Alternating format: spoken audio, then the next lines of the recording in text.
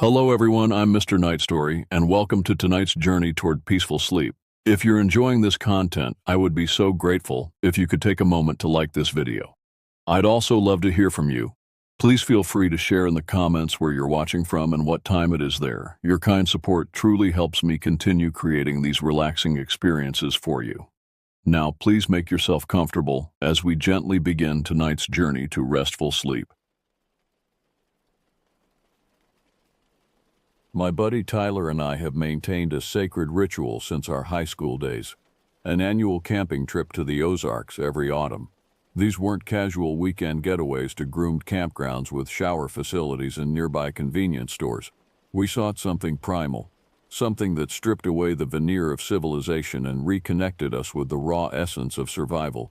Fishing in pristine waters untouched by commercial pollution, hiking trails that existed only because deer and other animals had worn them into the earth over centuries, and hunting game that had never heard a vehicle's engine or seen a paved road. 5 years ago, we planned what we thought would be another memorable excursion. We chose early November, when the temperature would hover just above freezing at night, when the leaves had mostly fallen and the forest revealed its skeletal architecture. The week before departure, we meticulously organized our supplies with the thoroughness of men who understood that forgetting a single essential item could transform an adventure into a crisis. Tents, sleeping bags rated for sub-zero temperatures, a cooler packed with ice, non-perishable food that wouldn't spoil if the ice melted, our hunting rifles that we'd cleaned and oiled the previous weekend, boxes of ammunition, waterproof matches, a first aid kit, water purification tablets, topographical maps, and a compass, because we never trusted GPS devices in areas where cell towers were nothing but distant rumors.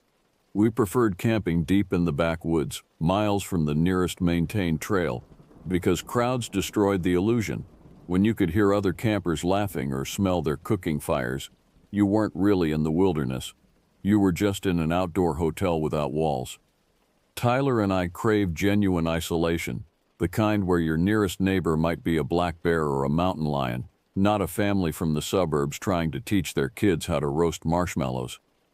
We departed on a Friday morning just after dawn, my truck loaded until the suspension groaned under the weight. The drive took us through increasingly rural areas, from interstate highways to state routes to county roads that appeared on maps but seemed forgotten by anyone responsible for their maintenance. After several hours, we turned onto a series of dirt roads that loggers used maybe twice a year. The canopy above grew denser, filtering the autumn sunlight into a greenish gloom that made it feel later in the day than it actually was. Eventually, we reached an overgrown trailhead that barely qualified as such, just a slight gap in the wall of vegetation where someone had once walked frequently enough to prevent complete reclamation by the forest.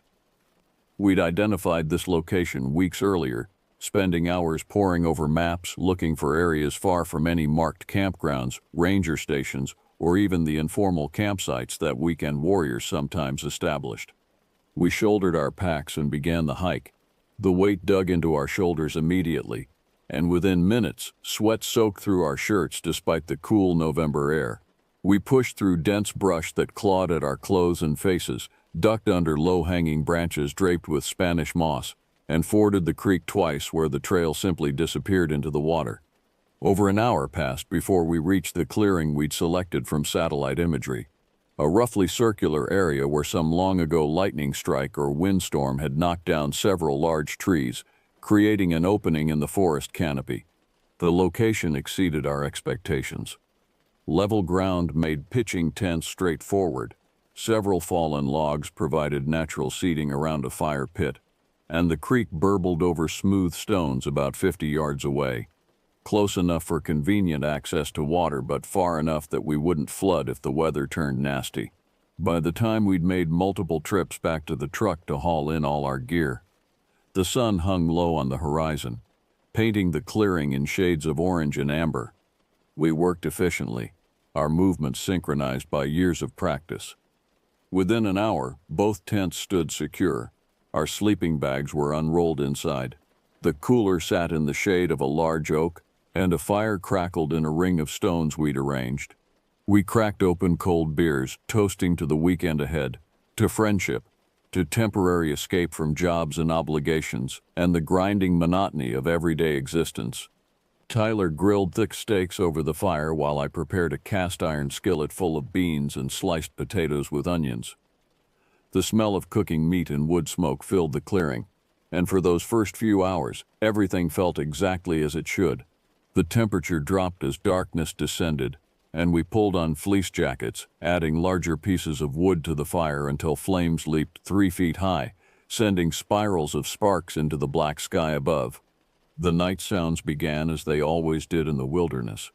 Coyotes called to each other from distant ridges, their high-pitched yips and howls echoing through the valleys.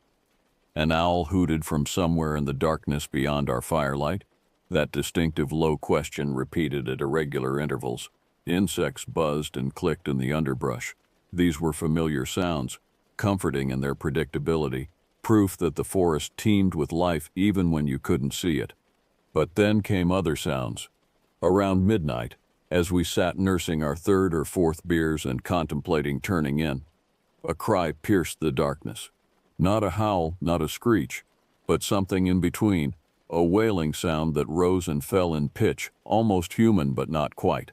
It went on for nearly 30 seconds, long enough that Tyler and I exchanged glances across the fire, long enough that the ordinary night sound ceased, as if every creature in the forest had collectively held its breath. "What the hell was that?" Tyler asked, his voice carrying a forced lightness that didn't quite mask his unease.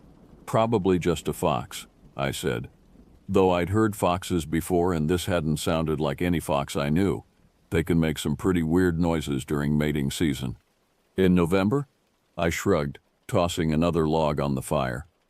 The cry came again, from a different direction this time, closer to our camp. Then it was answered by another cry, farther away. Back and forth they went, these tormented sounds that made my skin crawl and my hands grip my beer bottle with unnecessary force.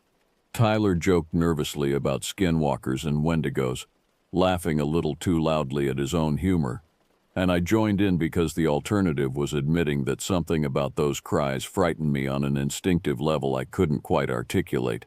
Morning arrived wrapped in thick fog that reduced visibility to maybe 20 feet. Tyler and I gulped down instant coffee that tasted like bitter dirt, but delivered the caffeine our bodies craved. We geared up for hunting, blaze orange vests over our camouflage jackets, rifles loaded and slung over shoulders, ammunition in our pockets, knives on our belts.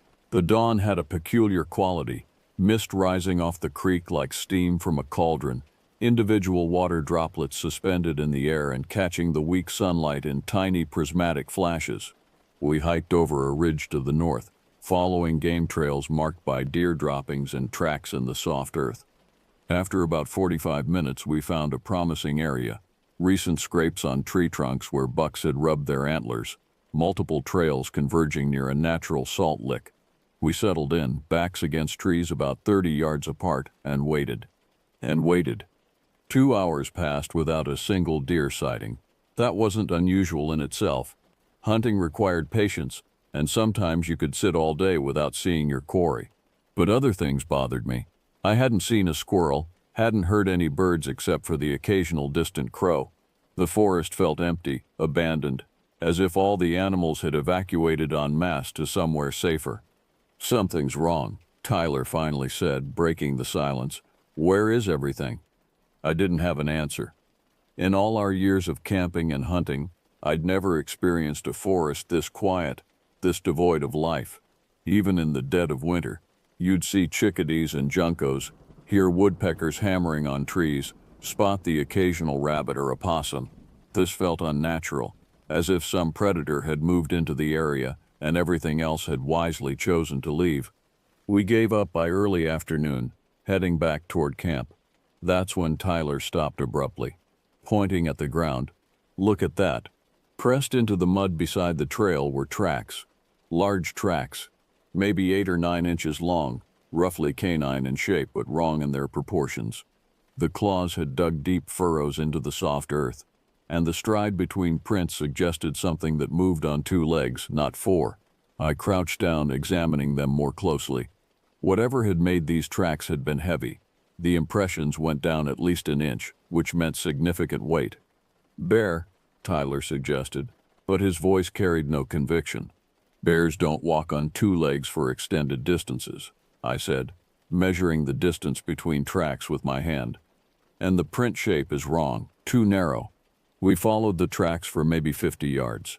They paralleled our own trail from this morning, sometimes crossing it, sometimes diverging into the underbrush before returning, like something had been following us, tracking our movements with careful attention.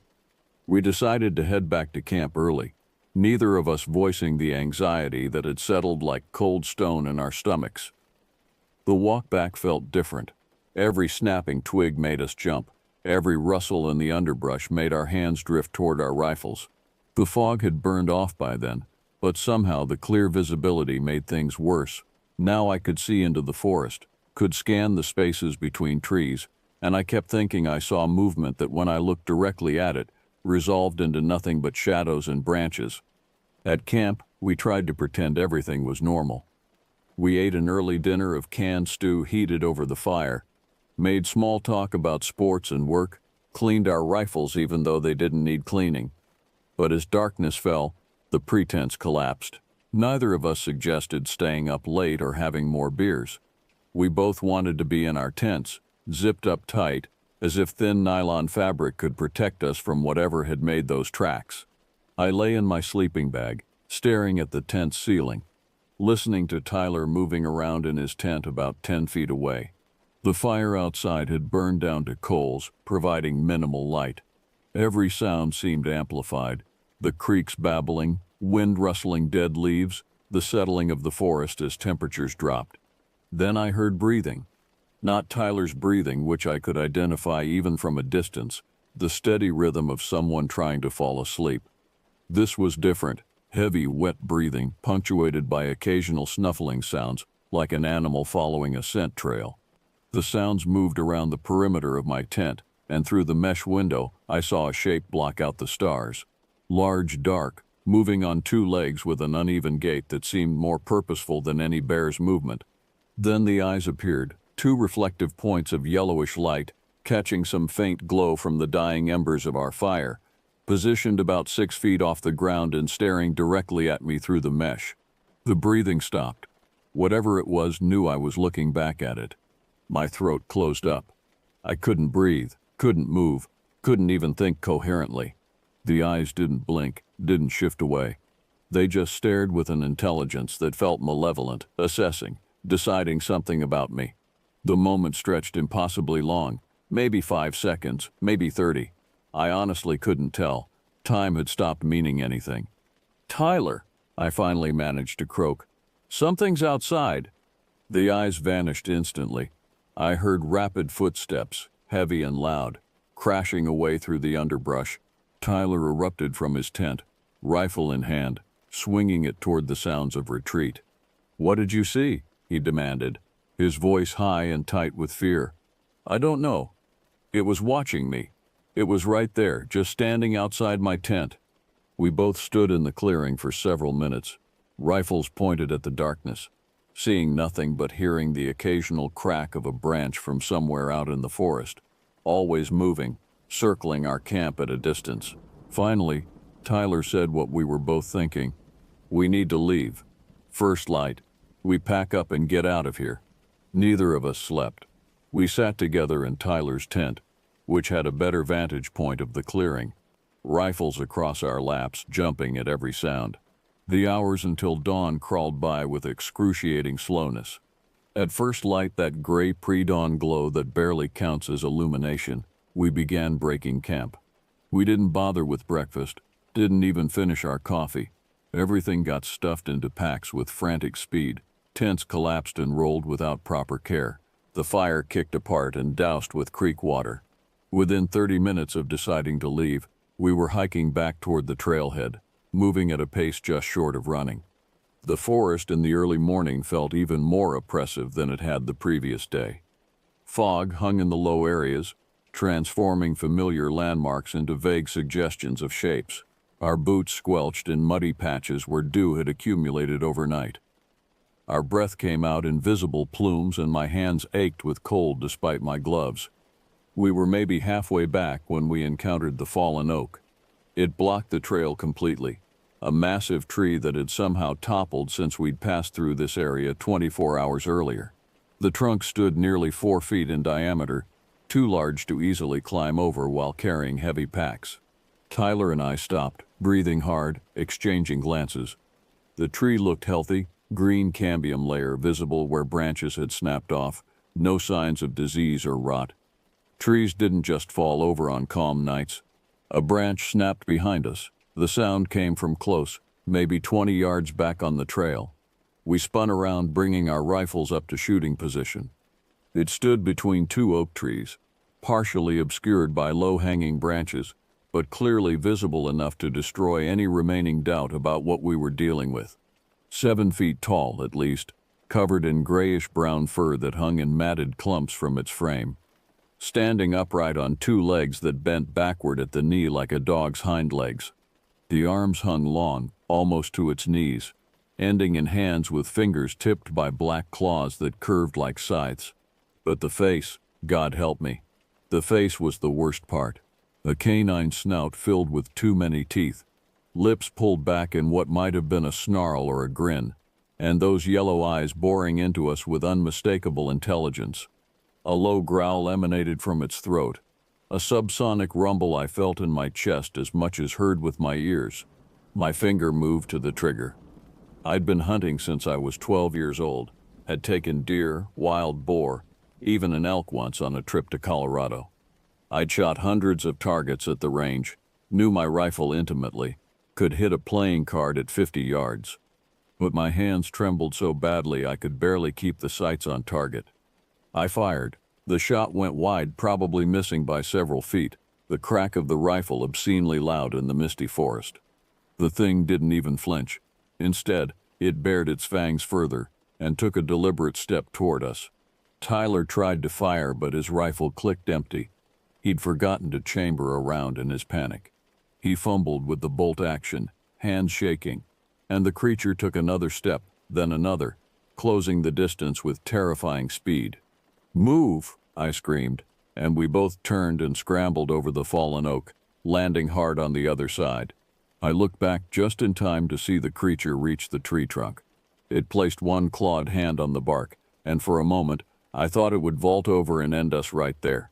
Instead, it just stood there, watching us with those horrible eyes, its lips pulling back further to reveal gums and the roots of those terrible teeth. Then it turned and melted into the forest, disappearing with barely a sound despite its size. We ran, not the controlled tactical movement of experienced hunters, but pure panic flight. Our packs bounced painfully against our backs. Low branches whipped our faces and grabbed at our clothing. Roots tried to trip us with every step. My lungs burned. My legs screamed in protest, but I couldn't stop. Stopping meant dying. The trail seemed endless, stretching on and on through the foggy forest. I kept thinking we should have reached the trailhead by now, should be seeing the opening where we'd parked the truck, but every turn revealed more forest, more trail, more distance to cover. And the thing followed us. I'd catch glimpses of it moving through the trees, parallel to our path, matching our pace effortlessly. It wasn't even trying to hide anymore. I'd see its bulky shape between tree trunks, would hear branches breaking as it pushed through underbrush, would sometimes hear that wet, heavy breathing. It was toying with us, letting us think we might escape, feeding on our terror. Tyler tripped over a root and went down hard, landing face first in a patch of mud. I skidded to a stop, turned back to help him up, and found myself staring at the creature. It had somehow gotten behind us, standing maybe 30 feet away, in a small clearing where morning light penetrated the canopy and illuminated it fully. In the better light, I could see details that my mind wanted to reject. The fur was matted with what looked like dried blood. The claws had remnants of tissue stuck under them. Its shoulders and back bore old scars, white lines cut through the fur, evidence of fights, of violence, of survival through savagery. It breathed through its open mouth, and I saw that the teeth were different lengths, some broken, some worn down to nubs, some sharp as needles. We made eye contact. In that moment, I understood that this wasn't some mindless beast acting on instinct. Intelligence looked back at me, consciousness, awareness. It knew exactly what it was doing to us. It was enjoying our fear, savoring our helplessness. Its breath smelled like rot, like carrion left in the summer sun for days. My whole body locked up, refusing to respond to commands. Tyler managed to get to his feet beside me, and the creature's eyes shifted to him, then back to me, deciding something, weighing options. Then it simply walked away, turning its back on us with contemptuous ease, disappearing into the shadows between trees. The message was clear. It could kill us whenever it wanted. Right now, the chase was more entertaining. I don't remember much about the final stretch of our flight. My mind had retreated to some primitive state where conscious thought ceased, and only movement mattered. Keep legs pumping, keep moving forward, don't look back, don't stop, don't think. Tyler ran beside me, his face pale and streaked with mud, his eyes wide and unfocused. When the forest finally opened up and I saw my truck sitting in that small clearing by the old logging road, I nearly wept with relief. We threw our packs in the back, clambered into the cab, and I started the engine with shaking hands. The truck roared to life, and I'd never been more grateful for the sound of an internal combustion engine. I drove like a maniac down that dirt road, the truck bouncing and sliding, branches scraping the paint, rocks pinging off the undercarriage. I didn't slow down until we hit pavement. Didn't really breathe normally until we were back on the highway with traffic around us and houses visible through the trees. We stopped at a gas station in the first real town we reached. Tyler went to the bathroom and threw up. I bought 2 bottles of water and drank them both in about 30 seconds, my hands still trembling so badly I could barely unscrew the caps. We didn't talk about what happened, what was there to say. The drive home took hours, but it passed in uncomfortable silence.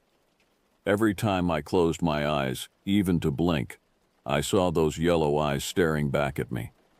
When we finally reached Tyler's house, we unloaded his gear without speaking. Before he went inside, he turned to me and said, "We don't tell anyone.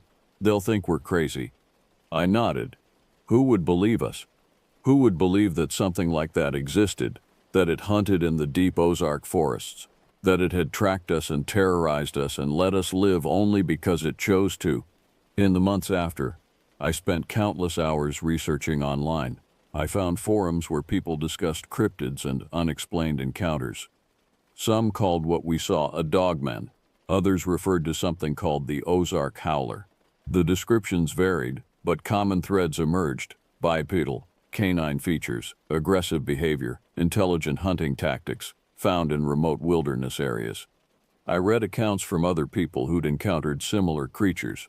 Many of their stories ended the same way ours did, with survival only because the thing allowed it, with a bone-deep certainty that they'd been hunted by something that shouldn't exist but did.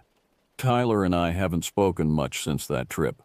Every few months, one of us will call the other, and we'll talk about work or family or sports, carefully avoiding any mention of camping or hunting or the Ozarks. The friendship that sustained us through high school and into adulthood has been fractured by that weekend, broken by the knowledge we share and can't escape. I haven't been camping since, haven't even left the city limits after dark if I can help it, because I know what's out there in the deep places, in the wild areas where humans rarely venture. I know that we're not the apex predators we like to think we are. I know that some things exist beyond our understanding, beyond our ability to fight or control or even comprehend. And I know that if I ever go back to those woods, the creature that let us leave won't make the same mistake twice. It's still there, somewhere in the remote wilderness of the Ozarks, waiting for the next foolish humans to wander into its territory. I pray to God that I'm never one of them again.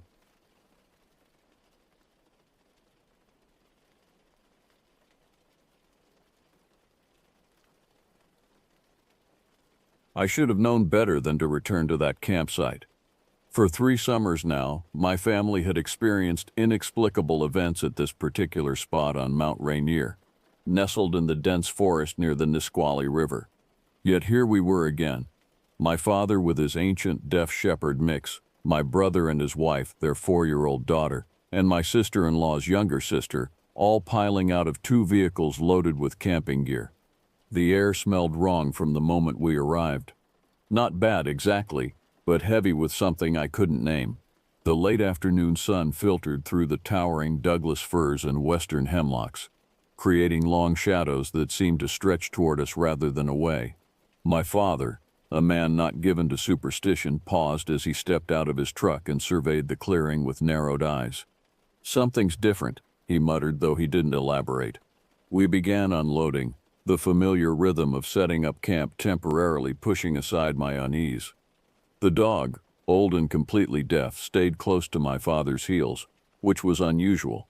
Normally, despite her age and disability, she loved exploring new areas. Today she pressed against my father's legs, trembling slightly. It was my niece who noticed the carving first.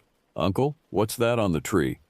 I walked over to where she pointed, about 15 feet from where I planned to pitch my tent. Someone had carved words deep into the bark of an ancient cedar. "In loving memory of Gerald and Dorothy Hayes, together forever, 1998. The letters were weathered but still legible, and beneath the inscription, 2 dates marked their deaths. The same date in September 9th. "We've camped here 3 times, my brother said, coming to stand beside me. "How did we never see this before?" I ran my fingers over the carved letters, feeling the rough grooves. The tree was massive, easily 10 feet in circumference, and the carving was at eye level. It should have been impossible to miss. Yet none of us had any memory of it from our previous visits. By the time we finished setting up camp, the sun had disappeared behind the mountain peaks, and the temperature dropped sharply. I'd chosen to sleep alone in my small tent, positioned slightly apart from the others. My father's larger tent housed him and his dog. My brother's family had their own tent, and my sister-in-law's sister had set up a modest 2-person tent near the fire pit. Dinner was a quiet affair. Even my niece, usually chattering about everything, seemed subdued. She kept glancing over her shoulder at the tree line, where the darkness gathered thick and absolute. We had our camping lanterns and a fire, but the light seemed to push back against something oppressive, creating a small bubble of illumination that felt increasingly fragile. "You remember what happened last time?" my brother asked quietly while his wife took their daughter to brush her teeth. How could I forget? We'd all witnessed those lights, not planes, not satellites, not drones. Blue points of light moving in patterns that defied physics, stopping instantly, reversing direction, forming geometric shapes before vanishing. And the next morning, all of us had woken feeling sick, our memories of the night fragmentary and disturbing. My father had found his watch stopped at 2:47 a.m., though it was a solar-powered model that never lost time. "Maybe it won't happen again," I said without conviction. "The dog knows," my father interjected. He was staring into the fire, his weathered hands clasped together. "She's been anxious since we got here. Dogs sense things." As if on cue, the old shepherd mix whined, a sound we could only hear because we were looking at her. Her cloudy eyes were fixed on something beyond our circle of light, her body rigid with tension. By 11 p.m., everyone had retired to their tents. I lay in my sleeping bag, fully clothed, listening to the sounds of the forest. The river rushed in the distance, a constant white noise. Occasionally, I heard the snap of a branch or the rustle of needles in the breeze. Normal sounds, safe sounds. I checked my watch, 11:47 p.m. I closed my eyes, knowing I wouldn't be able to relax until exhaustion claimed me. I jolted awake at 12:14 a.m., my heart hammering. Something had pulled me from the edge of sleep, some sound registering in my subconscious before my conscious mind could process it. I lay perfectly still, straining to hear beyond the tent fabric and my own pulse thundering in my ears. Then it came again, singing, a male voice, distant but clear, carrying through the night air with unnatural clarity. The melody was old-fashioned, something that might have been popular decades ago, though I couldn't place it exactly. The voice was pleasant, almost cheerful, completely at odds with the terror that began crawling up my spine. The singing was getting closer. I fumbled for my flashlight but didn't turn it on. Instead, I reached for my hunting knife, a 6-inch fixed blade I always brought camping. The handle felt cold in my palm as I gripped it, bringing it close to my chest. My sleeping bag suddenly felt like a trap, confining my movements, so I slowly unzipped it, trying not to make any sound. The singing continued, growing louder, closer. The man was approaching our campsite, and there was something wrong with how he moved. His voice didn't change in volume the way it should as he navigated the uneven terrain. It was as if he were gliding, maintaining a constant distance from the ground. My tent was positioned near the carved tree, isolated from the others by about 20 feet. As the singing grew louder, I realized with mounting horror that I was between the singer and my family. Every muscle in my body tensed, my grip on the knife tightening until my knuckles ached. Then the singing stopped. The silence that followed was worse than the sound. It was complete, absolute. Even the river seemed to have gone quiet. I couldn't hear wind, couldn't hear insects, couldn't hear the normal breathing of the forest at night. It was as if someone had thrown a switch and turned off every natural sound. "Did you see where they went?" A man's voice, calm and conversational, came from somewhere near the carved tree. "No." A woman's voice answered from the opposite direction, closer to the cliff edge overlooking the river. "They have to be here somewhere." My mouth went dry. They were talking about us, about my family. I wanted to shout, to wake everyone, but some instinct kept me frozen and silent. This wasn't a situation where confrontation would help. These weren't lost hikers seeking assistance. I heard footsteps then, moving with purpose. The man walked between my tent and the carved tree. I could hear his feet crushing the pine needles, hear the slight scuff of his shoes against exposed roots. He was less than 3 feet away, separated from me by only the thin nylon of my tent wall. The woman moved in the opposite direction, her footsteps lighter but equally deliberate. They were circling the campsite, and I realized they were looking for something or someone. The pattern of their movement was methodical, almost military in precision. "Check near the water," the man said. His voice was maddeningly normal, like someone discussing weekend plans. "Already did," the woman replied. She sounded younger, maybe in her 30s. Nothing there but equipment. They met somewhere near the fire pit, their voices conferring in tones too low for me to make out words. I pressed my ear against the tent floor, trying to hear, trying to understand what was happening. The knife in my hand felt inadequate, a child's defense against something I couldn't comprehend. What terrified me most was the complete lack of light. They were moving through our campsite in total darkness, navigating around tents, trees, and the dangerous cliff edge without flashlights or lanterns. The moon was only a thin crescent, providing almost no illumination. A normal person would have tripped, stumbled, or at least moved cautiously. These people walked with confidence as if they could see perfectly in the dark, or as if they knew this ground intimately. Minutes passed. 5, 10, 15. The footsteps continued their pattern, circling, searching, occasionally pausing. Once the woman walked so close to my tent that I could hear her breathing, slow, measured, patient. I held my own breath until my lungs burned, terrified that the slightest sound would alert her to my presence. Then, without warning, the sound stopped. Not gradually, not with the receding footsteps of people walking away, but instantly. One moment I could hear them moving around the camp, and the next, complete silence. I waited, knife still clutched to my chest, my entire body rigid with tension. The silence stretched on. 5 minutes, 10, 20. My arms began to ache from holding the same position. But I didn't dare move. Slowly, impossibly slowly, the normal sounds of the forest began to return. The river's rush, a slight breeze through the trees, a distant owl. I must have finally fallen asleep near dawn because sunlight filtering through the tent woke me. The knife was still in my hand, my fingers stiff from gripping it all night. I sat up slowly, my body aching from tension and adrenaline.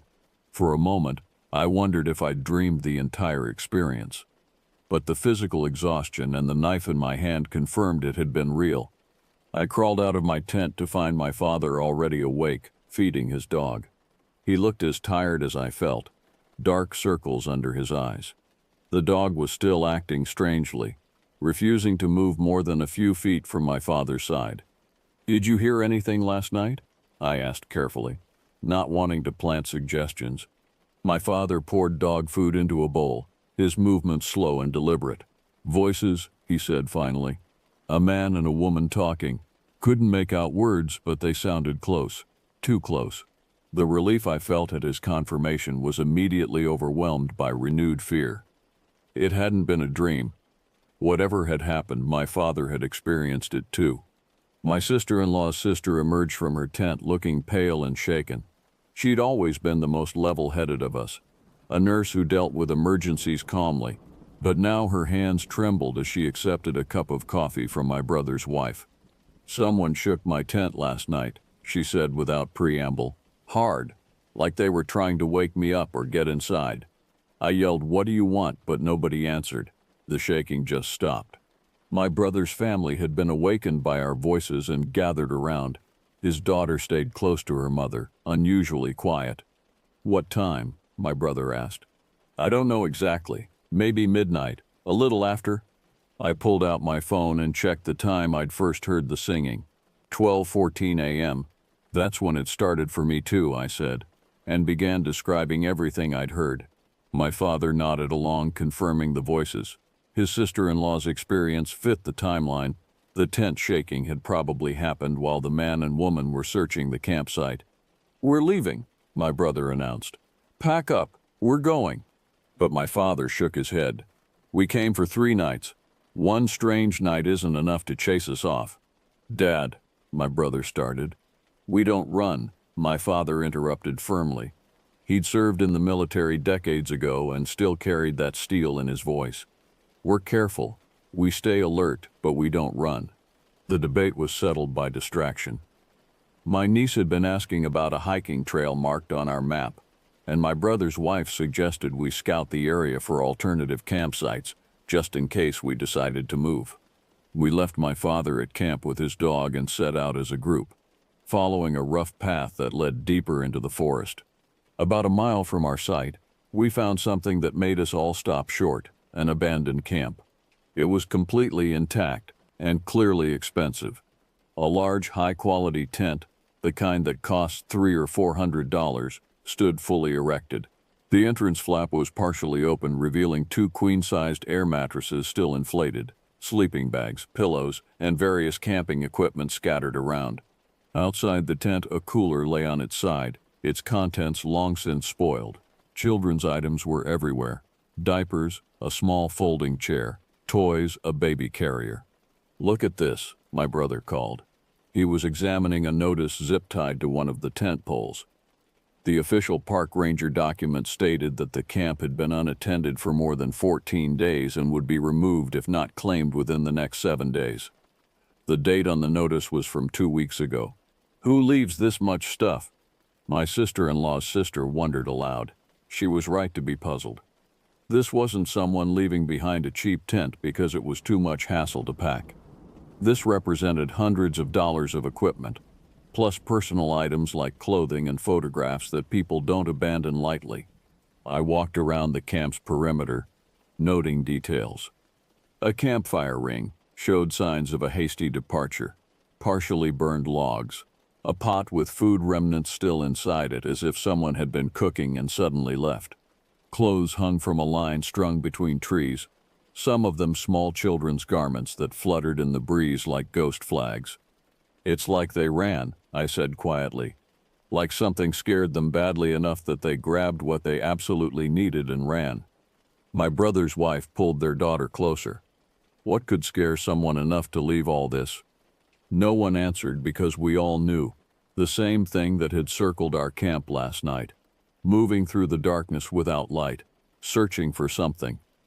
That evening, against my better judgment, we stayed at our original campsite.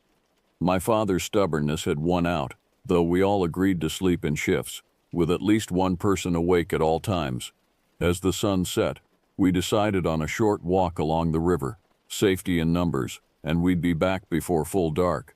The path ran parallel to the water, winding through stands of trees and open sections where the Nisqually River churned over rocks. I walked ahead of the group, using my walking stick to test the ground and push aside low-hanging branches. My brother and his family followed, with my father and his dog bringing up the rear. The dog, despite her age and deafness, was pulling hard on the leash, clearly wanting to return to camp. I reached a section where the path narrowed, trees closing in from both sides to create a tunnel-like passage.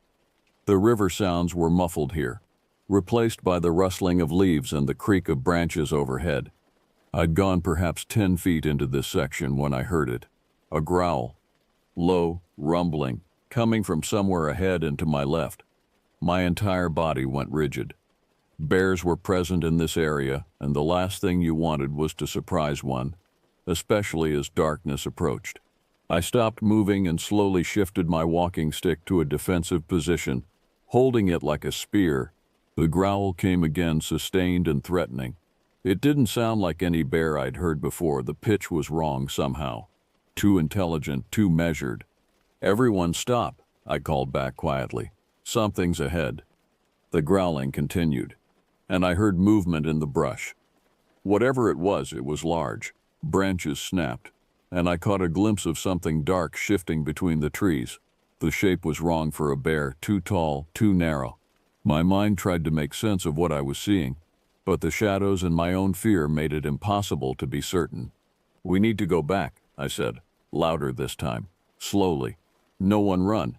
I backed up, keeping my eyes on the area where I'd heard the sound, making sure never to turn my back on it. The growling had stopped, but the silence was worse. I could feel eyes on me, could sense something watching, tracking our movement.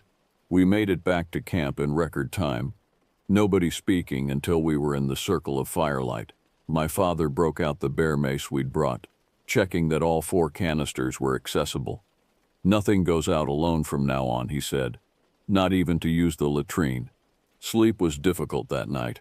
I lay in my tent listening for any sounds that didn't belong, my knife once again in hand. The voices didn't return, but around 2 a.m., I heard something large moving through the forest near our camp. Heavy footsteps that stopped at the edge of our clearing and stayed there for nearly an hour before moving on. Morning broke clear and cold. Despite my exhaustion, or perhaps because of it, I felt compelled to investigate the area where I'd heard the growling.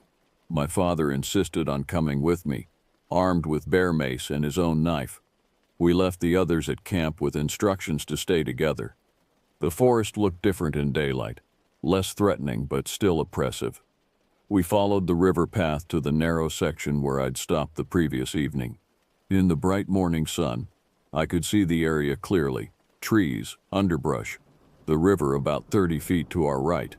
Nothing remarkable. "What exactly are we looking for?" my father asked. "I don't know. Evidence. Something to explain what I heard." We pushed into the underbrush, moving carefully, our eyes scanning for any sign of disturbance. The ground was a mix of pine needles, dirt, and exposed rocks. Near the river's edge, there was a small stretch of sand, deposited by high water events. That's where we found them. The first print was a footprint, but unlike any human print I'd seen. It was barefoot, that much was clear, but the proportions were wrong. My boot left a print about 11 inches long and 4 inches wide at its broadest point. This print was at least 14 inches long and 7 inches wide. The toes were clearly defined, showing a foot structure that was human-like but oversized. "My God," my father breathed. He knelt beside the print, holding his own hand up for comparison. His hands were large, swollen from an autoimmune condition that had left his joints inflamed and his fingers thick. But even his hand looked small next to what we found a few feet away. A handprint pressed deep into the wet sand. The handprint had 5 fingers, each one thick and powerful looking. The palm was massive, and when I placed my own hand inside it, my fingers didn't even reach the base of the print's fingers. It looked like a human hand scaled up by 50% or more. The hand of someone who would have to stand at least 6.5 feet tall. possibly taller. Could be a tall person, my father said, but his voice lacked conviction. Some people have abnormally large hands and feet. Walking barefoot by the river, I countered. Dad, you know what this ground is like, sharp rocks everywhere. Small patches of sand like this are rare. What would someone be doing out here barefoot in the middle of the night? He didn't answer. We both stared at the prints, our minds trying to rationalize what we were seeing. A tall person with a medical condition causing enlarged extremities wandering the forest at night without shoes. It was possible, barely, but it didn't explain the growling. It didn't explain the voices at our camp. It didn't explain the abandoned campsite or the sense of being watched, hunted, evaluated. I took photos of the prints, using my own hand and foot for scale. We searched the area for more evidence but found nothing else. Just those two prints, as if whatever had made them had materialized at that spot, placed its hand and foot down once, and vanished. We packed up camp that afternoon, a day earlier than planned. My father didn't argue this time. The dog had refused to eat that morning and had spent the night whimpering, her cloudy eyes fixed on the carved tree. On the drive down the mountain, I kept thinking about the memorial. Gerald and Dorothy Hayes died together in 1998. How had they died? Where? Had it been at that campsite, in that clearing where we'd slept? I made a mental note to research it when I got home, though I suspected I wouldn't find answers. My sister, who hadn't come on the trip due to work, called me that evening. After I told her everything, there was a long silence on the line. "You know what I think?" she said finally. "I think you met the Hayes couple. The voices, the searching, they're looking for something, maybe each other. Maybe they don't even realize they're dead. And the thing by the river? The prints? That I don't know. Maybe it's unrelated. Or maybe there are more things in those woods than we want to acknowledge. I've been back to Mount Rainier since, but never to that campsite. Other areas of the mountain are beautiful, less troubled. My family agrees without saying it explicitly that we've had enough strangeness from that particular spot.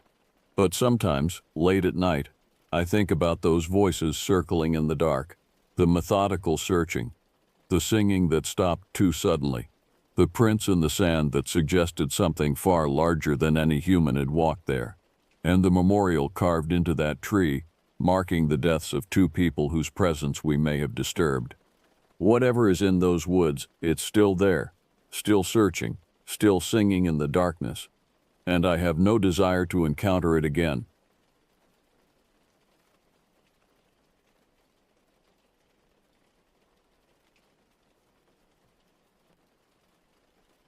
As a park ranger, I'm trained in first aid, but I don't know how to treat wounds that heal backwards. The gash on my forearm had been closing steadily for 3 days now, but in reverse, starting from the deepest part and working outward, leaving the skin around the edges increasingly raw and inflamed. Each morning more of the underlying tissue became visible through the widening surface wound, as if something inside me was trying to claw its way out. My name is Eli Navarro, and this started back in 2008 in the Okefenokee National Wildlife Refuge, though I'm only now understanding what really happened that night. The wound appeared after my encounter in the swamp, a thin slice that should have healed normally. Instead, it's been unraveling like a sweater pulled by invisible fingers, revealing things beneath my skin that don't belong there, thin white threads that pulse with their own rhythm, completely separate from my heartbeat. The refuge headquarters buzzed with its usual pre-shift energy when Randy called in sick that October evening. His voice cracked over the phone, hoarse and strained, mentioning something about dreams where pale hands counted his vertebrae one by one. I should have paid more attention to that detail, but supervisors don't usually analyze their subordinates' nightmares for prophetic content. "You'll need to take the graveyard paddle," Chief Morrison told me, sliding Randy's assignment sheet across his desk. The paper felt unusually cold, as if it had been stored in a freezer. "We've logged 17 poaching complaints this week. Something's got the locals spooked." The complaints painted a disturbing picture.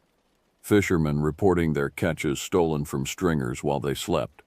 Hunters finding their kills arranged in precise geometric patterns, organs removed with surgical precision.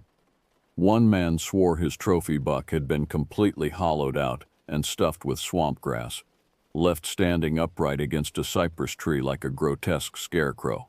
Probably just kids playing pranks, Morrison said, but his fingers drummed nervously against his coffee mug. Take the standard route through Suwannee Canal. Check the usual spots.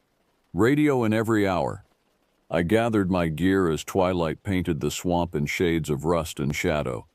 The Okefenokee always felt different after dark, not merely quiet, but actively listening. The usual sounds of frogs and insects would fade to an expectant silence, as if the entire ecosystem was holding its breath. Rangers who worked the night shift often reported feeling watched, but attributed it to the hypervigilance that comes with isolation. My equipment check revealed everything in order: waterproof radio, emergency flares, first aid kit, and my father's old 12-gauge shotgun loaded with standard shells. The weapon had always felt reassuring in my hands, solid and dependable, though I'd never had to fire it at anything more threatening than a confused alligator. That night it seemed lighter somehow, as if its stopping power had been mysteriously reduced. The boat launch at Suwannee Canal Dock looked normal enough under the security lights. Weathered planks, rusty cleats, the usual scatter of cigarette butts and bait containers. But something felt wrong about the water itself. Instead of the typical black mirror reflecting starlight, the surface seemed to absorb light, creating an optical void that hurt to look at directly. When I dropped my anchor rope to test the depth, it disappeared completely, as if the swamp had no bottom. I pushed off at 11:47 p.m., following the yellow channel markers that guided night traffic through the safest passages. The refuge maintained these routes carefully, marking hazards and keeping the channels clear of debris. But that night, the markers seemed dimmer than usual, their paint faded and peeling, some hanging at odd angles as if something had been testing their structural integrity. The boat's motor hummed smoothly as I navigated toward Milk Island, my first checkpoint. The thermos of coffee Morrison had provided tasted unusually bitter, with an aftertaste that reminded me of the preservatives used in the park's specimen jars. I forced myself to drink it anyway, knowing I'd need the caffeine for the long night ahead. 20 minutes into the patrol, patterns began emerging in the darkness around me. Trees along the banks stood in unnaturally straight lines, their branches interwoven in complex geometries that seemed mathematically impossible. Spanish moss hung in perfect spirals, each strand exactly the same length. Even the floating logs had arranged themselves in deliberate formations, creating pathways through the water that hadn't existed during daylight hours. The radio crackled to life at 12:23 a.m., startling me out of my growing unease. Ranger Station to Patrol 7, please respond. Morrison's voice sounded tinny and distant, distorted by static that formed almost musical patterns. Patrol 7 responding, I replied, pressing the transmission button. All clear so far. Proceeding to Checkpoint Alpha.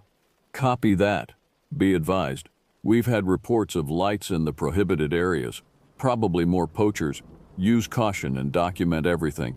Lights in the prohibited areas meant trespassers in the deepest parts of the swamp, places where the ecosystem was too fragile for human intrusion.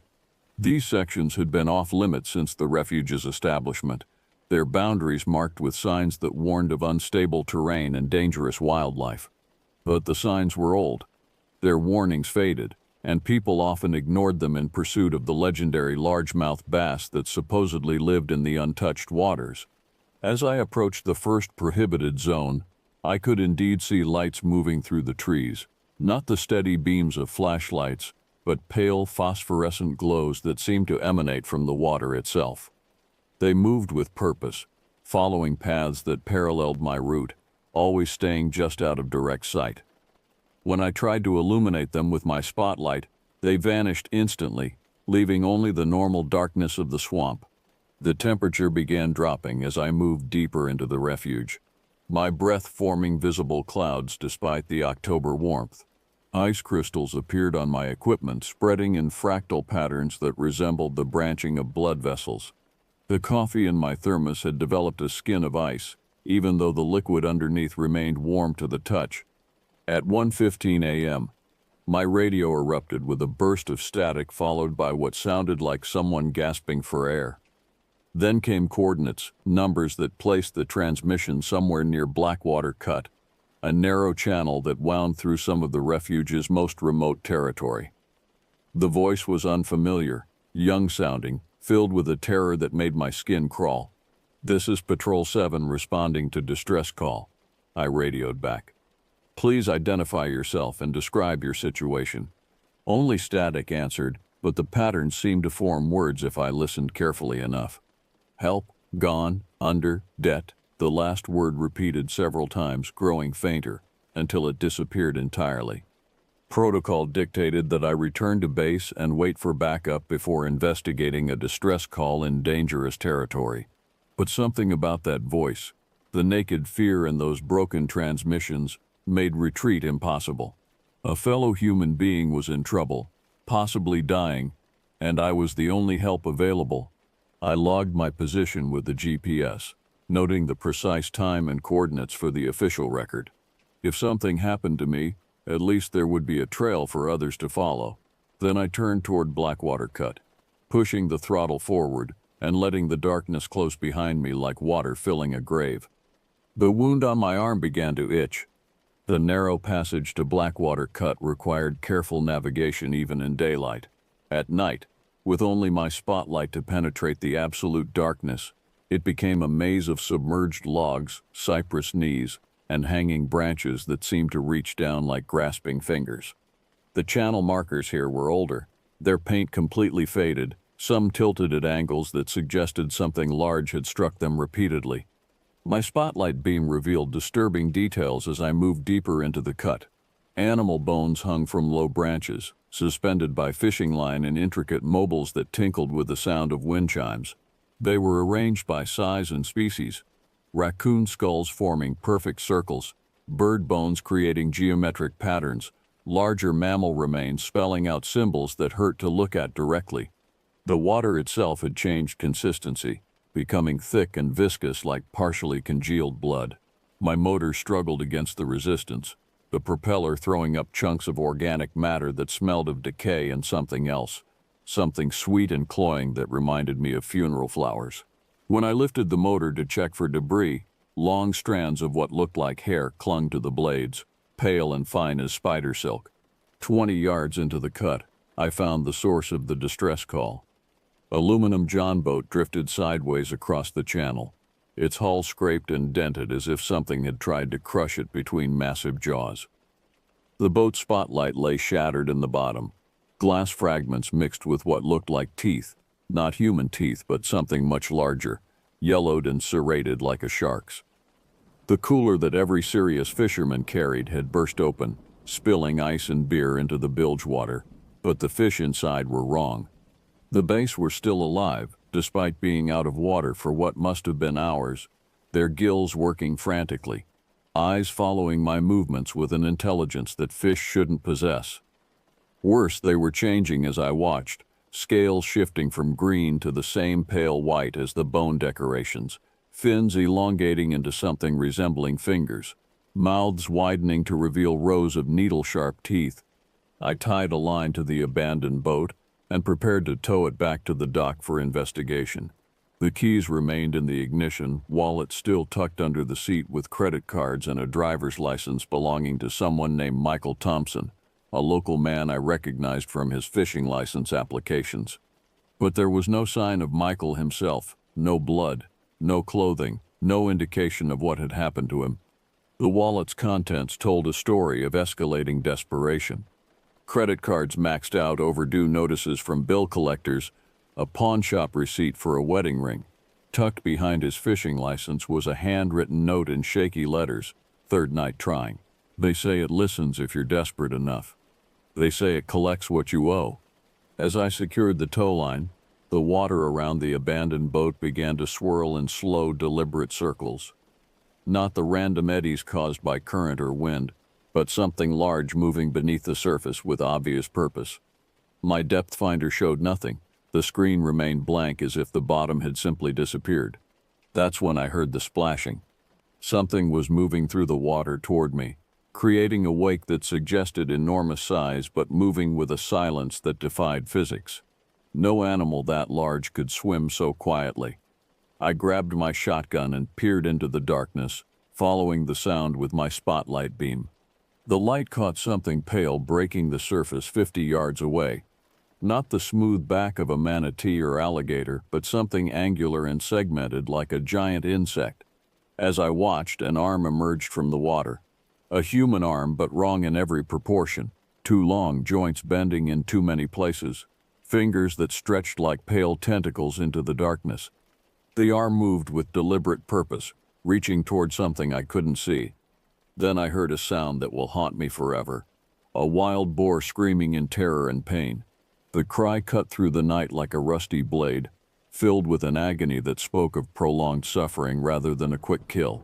I swung my spotlight toward the sound, just in time to see the boar being dragged backward through the water. Its hooves scrabbling desperately at the bank as invisible hands pulled it toward deeper water. The animal's eyes met mine for one horrible moment, not the blank stare of a panicked animal, but the pleading look of something that understood exactly what was happening to it. The pale arm rose behind the struggling boar, water cascading from its impossible length. The hand at its end was larger than a dinner plate, with fingers that moved independently like a spider's legs, each one finding purchase on the animal's struggling form. Then, with casual efficiency, it dragged the boar under the surface. The water churned for several seconds, then went still. A few bubbles marked the spot where the boar had disappeared. Then even those faded away. The silence that followed was complete. No insects, no frogs, no nightbirds. Even the water seemed to have stopped moving, creating a pocket of absolute stillness that felt like the eye of a hurricane. I sat frozen in my boat, shotgun halfway raised, trying to process what I'd witnessed. Every rational part of my mind insisted I'd misunderstood what I'd seen. Trick of light and shadow, imagination fueled by isolation and darkness. But the screaming still echoed in my ears, and something deep in my primitive brain understood that I was in the presence of a predator, unlike anything in the natural world. The radio crackled again. The same young voice I'd heard before, but closer now and filled with desperate urgency. "Can anyone hear me? It's got Michael. It's counting his debts. Oh God, it's counting them out loud." I grabbed the radio with shaking hands. "This is Park Ranger Navarro. What's your location? Who is this?" "You have to get out of here," the voice continued, ignoring my questions. "It knows you're here. It's been watching you since you entered the cut. It's adding you to its ledger right now." "What ledger? Who are you? How do you know my name?" But the radio had gone silent except for a low humming that seemed to vibrate through my bones. The sound reminded me of something I'd heard before, the droning of power lines during ice storms, or the subsonic rumble that precedes earthquakes. I looked around desperately for any sign of the person who'd been transmitting. The banks were empty, the water still, but as I swept my spotlight across the surface, I caught glimpses of movement in my peripheral vision. Pale shapes slipping just beneath the water's surface, keeping pace with my boat, but never quite visible when I looked directly at them. The abandoned John boat tugged against its tow line with sudden violence, nearly yanking the rope from my hands. When I looked back, something was pulling it from below, dragging it toward the deepest part of the channel. I could see the outline of whatever held it, massive and elongated, moving with an undulating motion like a snake, but far too large to be any creature I knew. The tow line snapped with a sound like a gunshot. The John boat spun away into the darkness, propelled by whatever had grabbed it. In the brief moment before it disappeared, my spotlight caught something that made my blood freeze. Michael Thompson was still in the boat. He stood in the stern, arms at his sides, staring directly at me with eyes that reflected my light like mirrors. But his posture was wrong, too rigid, too perfectly balanced, and his skin had taken on the same pale, translucent quality I'd seen on the arm that had taken the boar. As the boat vanished into the darkness, I heard Michael's voice carried on the night air, speaking in the flat, emotionless tone of someone reciting from memory. 37 trespassing violations, 14 illegal kills, 6 fires started by carelessly discarded cigarettes, 215 fish taken over the legal limit. The debt compounds daily. The voice faded, but the words echoed in my head as I realized what I was hearing. It wasn't just Michael's fishing violations being tallied. It was everything he'd ever done to harm the swamp, every small transgression adding up to a sum that demanded payment. And if something in these waters was collecting debts, keeping a ledger of every wrong done to the refuge, then every person who'd ever set foot in the Okefenokee owed something to the dark accountants moving beneath the surface. I thought about my own record, the trees I'd marked for removal, the controlled burns I'd set, the animals I'd relocated against their will. How much did I owe? And what currency did these collectors accept? The wound on my arm pulsed with fresh pain, and when I looked down, I could see the white threads beneath my skin writhing like parasitic worms, spelling out numbers in a script I couldn't read but somehow understood. My debt was being calculated. The narrow channel wound deeper into the prohibited zone, leading me toward Snipe Point, a small island that served as an emergency shelter for rangers caught in sudden storms. If Michael Thompson had made it to shore, that's where he would have gone. The old hunting cabin there offered the only solid ground for miles, though its condition had deteriorated badly over the years. As I navigated toward the point, my spotlight revealed more disturbing changes in the swamp around me. The cypress trees stood in perfect alignment, their branches woven together in complex patterns that seemed to pulse with their own rhythm. Spanish moss hung in mathematical spirals, each strand exactly 37 inches long, the same number Michael's voice had spoken. Even the water lilies had arranged themselves in precise geometric formations, their white blooms glowing with phosphorescent light. The motor coughed and sputtered as I approached the island. When I looked over the side, something massive pressed against the hull from below, lifting the boat slightly out of the water. I could feel the pressure through the aluminum, a deliberate test of my vessel's structural integrity. Whatever held me suspended there was gauging my weight, calculating load capacity, determining whether I posed a threat worth the effort of destruction. After several long seconds, the pressure released, and my boat slapped back down onto the surface with enough force to rattle my teeth. I fired 2 rounds into the dark water purely on instinct, the shotgun blasts echoing across the swamp like thunder. The muzzle flashes illuminated something pale and segmented moving away beneath the surface, but the images burned into my retinas were too brief and horrifying to process clearly. Snipe Point's dock had partially collapsed, its pilings gnawed through by something with teeth like industrial drill bits. I tied my boat to the most stable section and stepped onto the warped planks, shotgun ready. The board sagged under my weight, threatening to dump me into water that now seemed to move with predatory awareness. The hunting cabin squatted on rotting stilts like a diseased toad.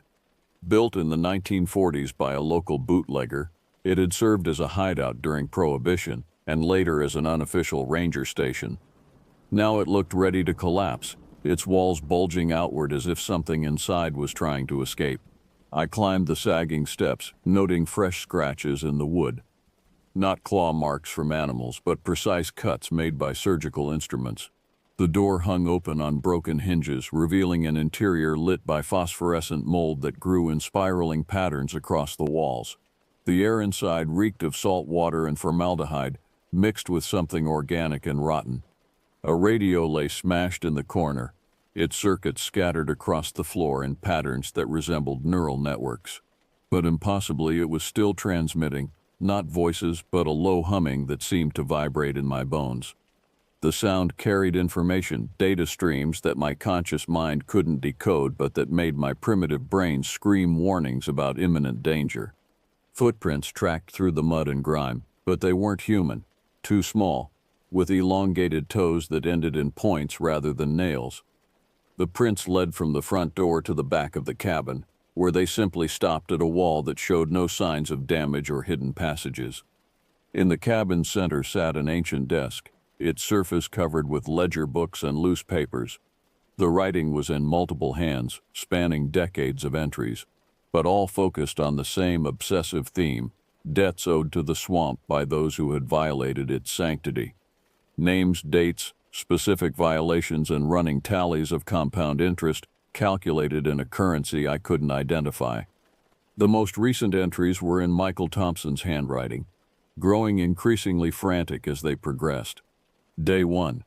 They said if I came here at night, if I brought an offering, they would forgive what I owed. 30 years of poaching, of taking more than my share. The ledger shows compound interest. How do you pay interest on stolen fish? Day 2. Something watches from the water. I can feel it calculating, adding new violations for every ripple my boat makes. The offering wasn't enough. They want something else. Day 3. I understand now. The debt isn't money. It's not even fish or game. They want time. They want the years of life I gained from eating what I stole from them. But how do you give back time you've already spent? The handwriting deteriorated after that, becoming increasingly erratic until the final entry was barely legible. It has a solution. Perfect balance. Perfect justice. I take from the swamp takes from me. Equivalent exchange. The numbers work out. The debt will be paid.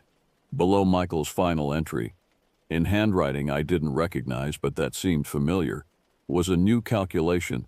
E. Navarro, 15 years service, 847 controlled burns, 1,247 tree removals, 391 animal relocations against natural migration patterns, 18,465 gallons fuel spillage, cumulative, 97 trespass citations issued to subsistence hunters, debt compounding at 7.3% annually, balance due.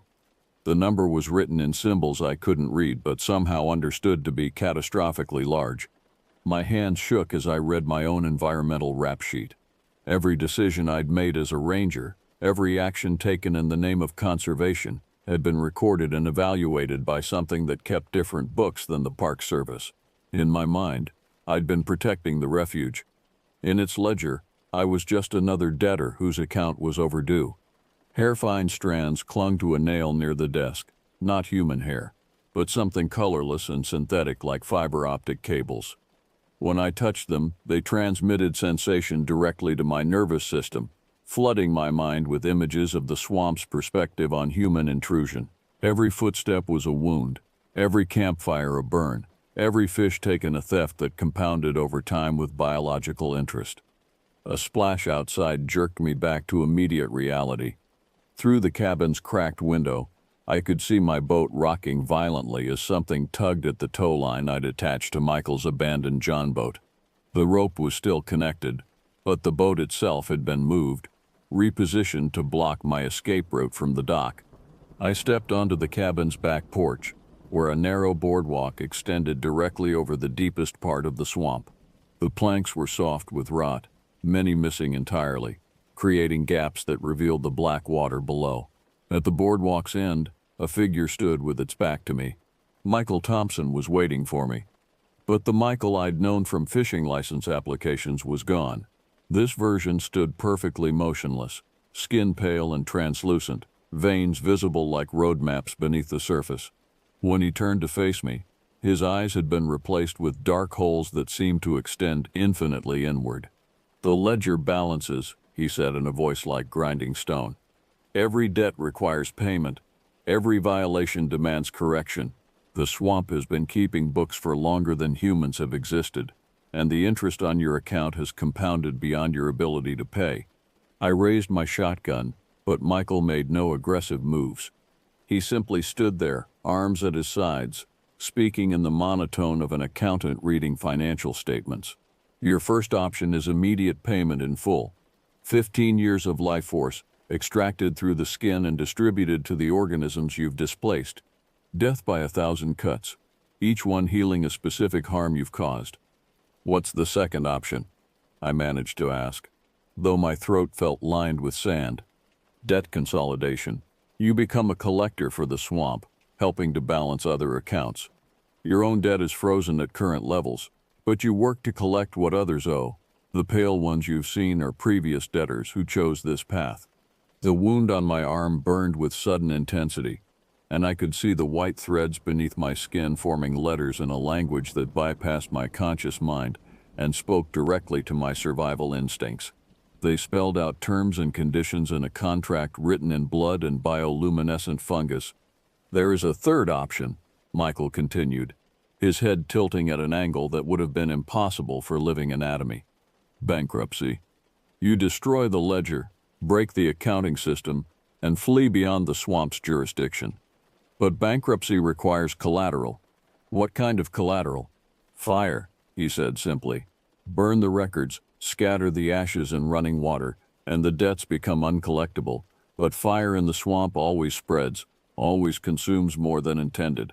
The collateral would be everything, every tree, every animal, every acre of wetland that has existed here for 10,000 years. I stared at the ledger books, understanding the impossible choice being offered. Accept death or servitude to balance my personal environmental sins, or commit genocide against an entire ecosystem to escape justice. The sound of splintering wood drew my attention back to the dock. Something enormous was surfacing near my boat, testing its weight against the pilings. I could see pale arms in the water, dozens of them, reaching up from the depths like the fingers of buried giants clawing toward air. The debt collectors were rising to claim what I owed, and I had perhaps minutes to decide how to pay. The dock groaned under impossible weight as the collectors breached the surface. Not one creature but many, a colony of pale horrors that had once been human debtors like Michael, now serving as the swamp's accounting department. They moved with the fluid coordination of a school of fish, each one perfectly synchronized with the others as they hauled themselves onto the rotting planks. I stumbled backward into the cabin, ledger books clutched against my chest, as the first collector reached the porch.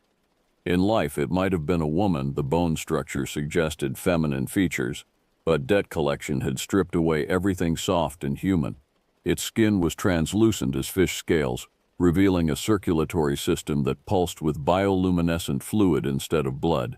Gills had opened along its elongated neck, fluttering as it tested the air for chemical traces of fear and guilt. "The books must balance," it spoke in harmonics that seemed to come from multiple throats. "Every entry requires resolution. Your account shows significant irregularities." More collectors flowed through the cabin's broken windows and gaps in the walls, their movements liquid and impossible.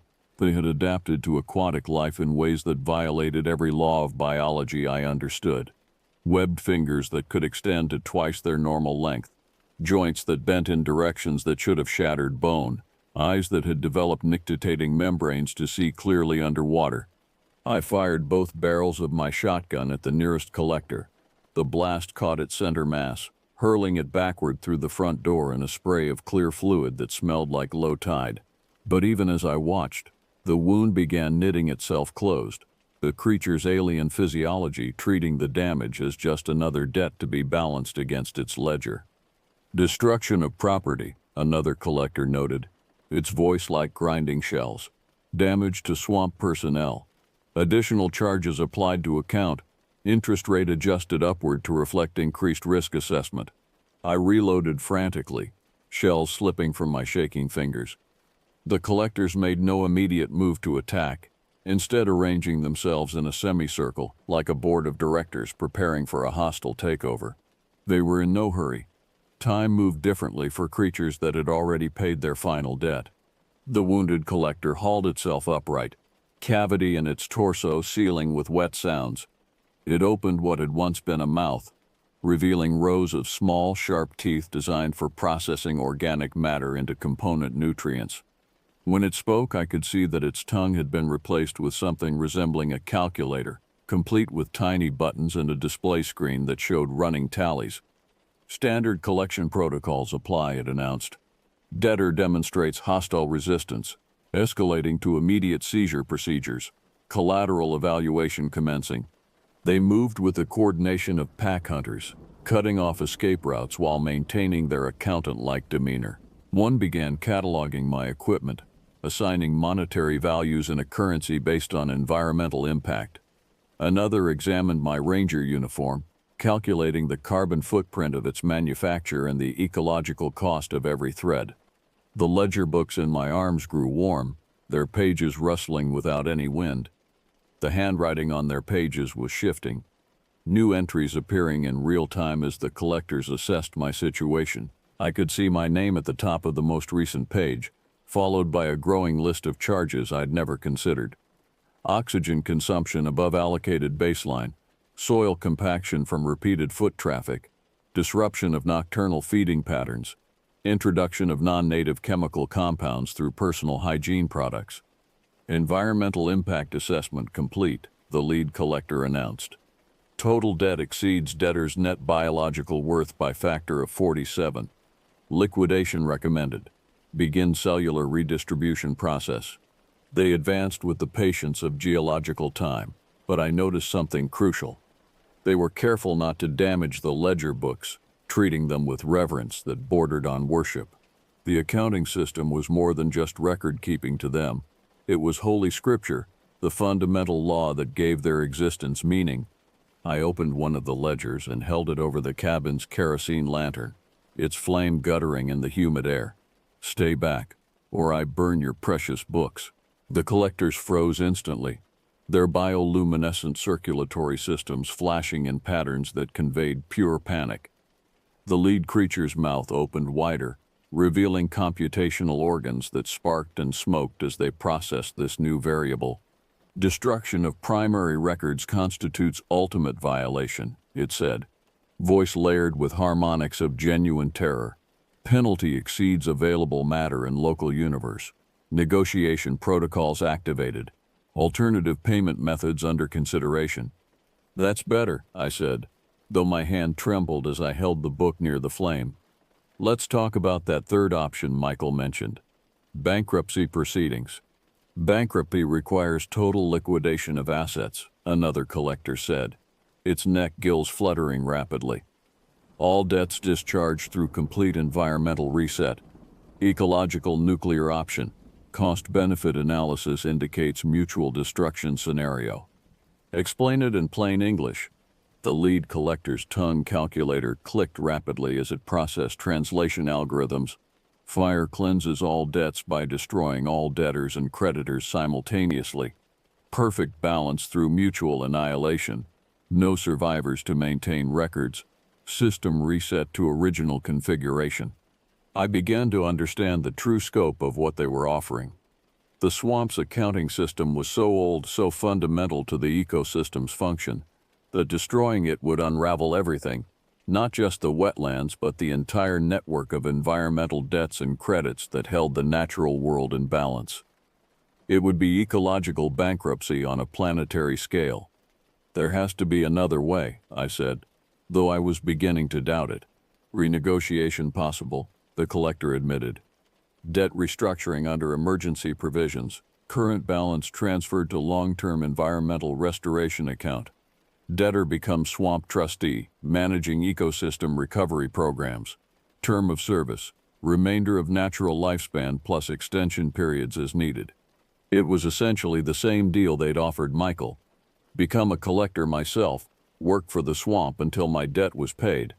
But something in the way they presented it suggested there might be room for negotiation. What if I could find a way to balance the books without destroying anything? What if I could pay my debt in a currency you haven't considered? The collector's bioluminescent patterns shifted to configurations I hadn't seen before. Uncertainty, perhaps even hope. Their accounting system was ancient and rigid, but it was still just a system, and every system had exploits if you knew where to look. "Alternative payment methods require approval from primary ledger keeper," the lead collector said finally. "Burdock maintains original documentation. Consultation necessary before non-standard transactions can be processed." Burdock, the bootlegger who built this place, first debtor to choose collector option, primary accountant for 73 years, maintains archives in sub-basement facility. Consultation with Burdock possible but dangerous. Old debts make him difficult to negotiate with. The cabin floor creaked ominously as something massive moved beneath it. I could hear the sound of filing cabinets sliding across metal tracks, papers rustling in vast quantities, and underneath it all the clicking of an adding machine that had been running continuously for decades. "How do I reach him?" I asked. The collectors parted to reveal a trapdoor I hadn't noticed before. Its wooden surface carved with the same accounting symbols that appeared in the ledgers. It was sealed with a padlock that looked like it had been made from fossilized fish scales. But as I approached, the lock simply disintegrated, its atomic structure unwilling to contain whatever debt arrangement it represented. "Burdock awaits," the lead collector said. "But understand, he has been calculating compound interest on his own existential debt for 7 decades. The mathematics of his situation have driven him somewhat unstable. Negotiation will be challenging." I tucked the ledger books inside my jacket and lifted the trapdoor. A ladder made from pale bones extended down into phosphorescent darkness, leading to the sub-basement where the swamp's chief accountant waited to audit my soul. The wound on my arm pulsed in rhythm with my heartbeat as I began my descent into the archives of environmental sin. Each rung of the bone ladder creaked under my weight, threatening to snap and drop me into whatever depths the swamp used for long-term record storage. Behind me, the collectors began a low humming that sounded like an adding machine set to funeral dirge. They were calculating the probability of my successful negotiation with Burdock, and judging by the minor key progression of their harmony, the odds were not in my favor. The sub-basement stretched far beyond what the cabin's small footprint should have allowed, its dimensions following the fluid geometry of underwater caverns rather than conventional architecture.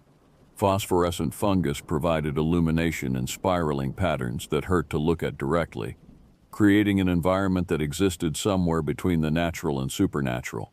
Filing cabinets lined the walls in perfect rows, each one labeled with dates stretching back centuries. The oldest sections contained ledgers bound in materials I couldn't identify, scales, perhaps, or some kind of treated skin that had never belonged to any creature I recognized. The sound of shuffling papers filled the air, punctuated by the rhythmic clicking of mechanical calculators working through problems that would take human mathematicians lifetimes to solve. At the chamber's center sat a figure hunched over an enormous desk built from cypress driftwood and held together with copper fittings green with age. Burdock had been human once, but 7 decades of environmental accounting had transformed him into something that existed primarily as mathematical function. His body was a framework of bone and sinew adapted for processing vast quantities of data, fingers elongated into calculating instruments, eyes replaced with optical scanners that could read the finest print by bioluminescent light. "Eli Navarro," he said without looking up from his work, voice like the sound of pages turning in a vast library. "Account number 847B, established 1993, initial debt negligible, compound growth rate accelerating annually, current balance." He paused to run calculations on an abacus made from vertebrae, impossible to discharge through conventional means. Ledger books covered every surface of his desk, their pages fluttering in a breeze that couldn't exist in this enclosed space. Mathematical formulas covered the walls in script so fine it required magnification to read, equations that described the relationship between human action and environmental consequence with precision that bordered on prophecy. "I want to renegotiate my debt," I said, stepping closer to his desk. "There has to be something I can offer that balances the books without destroying the swamp or making me into one of your collectors." Burdock's optical scanners focused on me with mechanical precision, reading biometric data I didn't know I was broadcasting. "Renegotiation requires collateral of equivalent value to outstanding debt. Your biological worth, calculated at market rates for organic carbon, totals 4.7 million standard environmental units. Current debt exceeds 200 million units and climbing. Mathematics does not support successful renegotiation." What if I'm not offering biological collateral? What if I can provide something the swamp needs more than my death? The mechanical clicking of calculators stopped. For the first time since I'd entered the chamber, Burdock looked directly at me, his scanner eyes dilating as they processed this new variable. "Explain alternative collateral proposal." I pulled out the ledger books I'd taken from upstairs, their pages still warm with fresh entries. "Your accounting system is based on individual debts, tracking what each person owes the swamp. But what if the system itself is flawed? What if there's a fundamental error in how you calculate environmental impact? Burdock's skeletal frame clicked as he shifted position, attention fully focused on my words. System established through 10,000 years of empirical observation. Error probability approaches zero. But your baseline assumptions are wrong, I continued, heart pounding as I committed to this desperate gambit. You're calculating human debt based on pre-human environmental conditions, treating any human presence as a negative impact. But humans are part of the ecosystem now. We've been here long enough to become a natural component. I opened one of the ledgers to a page filled with Michael Thompson's violations. Look at this entry, 37 trespassing violations. But trespassing implies we don't belong here. What if we do? What if human interaction with the swamp, even imperfect interaction, serves a necessary ecological function? The calculators resumed their clicking. But faster now, processing new data sets. Burdock's scanner eyes flickered as they accessed archives I couldn't see. Interesting hypothesis, he admitted, but requires proof of positive human contribution to ecosystem function. Historical data suggests net negative impact across all measured variables. Because you're only measuring extraction and damage, you're not accounting for the positive contributions. Michael Thompson spent 30 years fishing these waters, but he also spent 30 years learning them, understanding them, caring about them. He became an expert on fish behavior, water quality, seasonal patterns. That knowledge is valuable. I pulled out another ledger, this one containing my own environmental rap sheet. Look at my charges, 847 controlled burns. Your system treats them as damage because they destroy vegetation. But those burns prevented catastrophic wildfires that would have destroyed everything.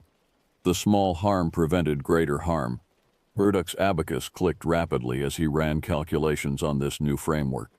Controlled burn protocols, positive environmental impact, debt reduction factor. His voice trailed off as mathematical models I couldn't comprehend rewrote themselves in real time. Every human who learns to love this place becomes its protector, I continued, pressing my advantage. Every child who catches their first fish here grows up understanding the value of clean water. Every photographer who captures the swamp's beauty creates advocates for its preservation. You've been calculating human impact as pure extraction, but we're also the swamp's immune system against industrial development. The chamber filled with the sound of filing cabinets sliding open as decades of records underwent automatic recalculation. Burdock's fingers moved across his calculating instruments with inhuman speed, processing environmental impact data through new algorithms that accounted for positive human contributions. Recalculation indicates, he paused, scanner eyes flickering with uncertainty. Net human impact approaches neutral. Some accounts show positive balances. System requires fundamental restructuring to accommodate new variables. Exactly. Your books don't balance because you're missing half the equation. Humans aren't just debtors, we're also creditors. We've invested our time, our knowledge, our emotional connection in preserving this place. That has to count for something. The mathematical formulas on the walls began rewriting themselves, symbols shifting and rearranging as the fundamental laws of environmental accounting underwent revision. The sound was like a symphony of pencil erasers, removing old calculations to make room for new ones. But restructuring requires temporary suspension of collection activities, Burdock said, his voice carrying a note of panic. Debts uncollected during revision period. Create accounting irregularities. System stability compromised. Then make me temporary administrator while you restructure, I proposed. Put my debt in escrow. Give me authority to suspend collection activities for other accounts while you recalculate everyone's true balance. I'll ensure the swamp is protected during the transition period. Burdock's scanner eyes focused on me with laser intensity as he ran probability calculations on this proposal. Around us, the filing cabinets hummed with activity as accounting algorithms adapted to new paradigms. Proposal carries significant risk, he said finally, but alternative is system collapse through mathematical paradox. Temporary administrative authority granted. Duration until recalculation complete. Estimated time frame 6 months to 60 years, depending on complexity of human ecosystem interaction models. He reached into a desk drawer and withdrew something that looked like a ranger's badge, but made from materials that shifted between organic and metallic as I watched. Administrative Authority symbol. Provides interface access to collection protocols. Use with extreme caution. I pinned the badge to my shirt, feeling its weight settle against my chest like a physical manifestation of responsibility. Immediately, my perception shifted. I could see the mathematical relationships that connected every living thing in the swamp, the complex web of debts and credits that maintained ecological balance. The collectors await your instructions, Burdock said, returning to his calculations. Remember, every decision creates new entries in the ledger. Choose wisely. I climbed back up the bone ladder to find the pale collectors arranged in perfect formation, their bioluminescent patterns synchronized like a computer network awaiting new programming. They turned to me as one, recognizing the authority of my new badge. Collection activity suspended pending system review, I announced, hoping my voice carried more confidence than I felt. All active accounts placed in temporary escrow. No further extractions until recalculation complete. The collectors' patterns shifted to acknowledgement mode, their hostility replaced by the patient obedience of employees following new corporate policy. They began dispersing back into the swamp's dark waters, leaving me alone on the decaying dock with my boat and an impossible new job. The wound on my arm had stopped its backward healing, the white threads beneath my skin forming a stable pattern that looked almost like a network interface. I was connected to the swamp's accounting system now, responsible for maintaining ecological balance while Burdock rewrote the fundamental laws that governed the relationship between humans and nature. As I started my boat and began the journey back to park headquarters, I wondered what I would tell Morrison about my night patrol. How do you explain to your supervisor that you've been promoted to environmental auditor for a supernatural accounting system? The radio crackled to life as I navigated back through the channel markers. Patrol 7, please respond. We've had reports of strange lights near Blackwater Cut. Patrol 7 responding, I said, looking back at the phosphorescent glow emanating from Snipe Point. All clear. Just some unusual algae bloom creating bioluminescent effects. Nothing to worry about. It wasn't exactly a lie. The lights were natural in their own way, and there was nothing to worry about, as long as I could figure out how to balance the books between human needs and environmental protection before Burdock finished his recalculations.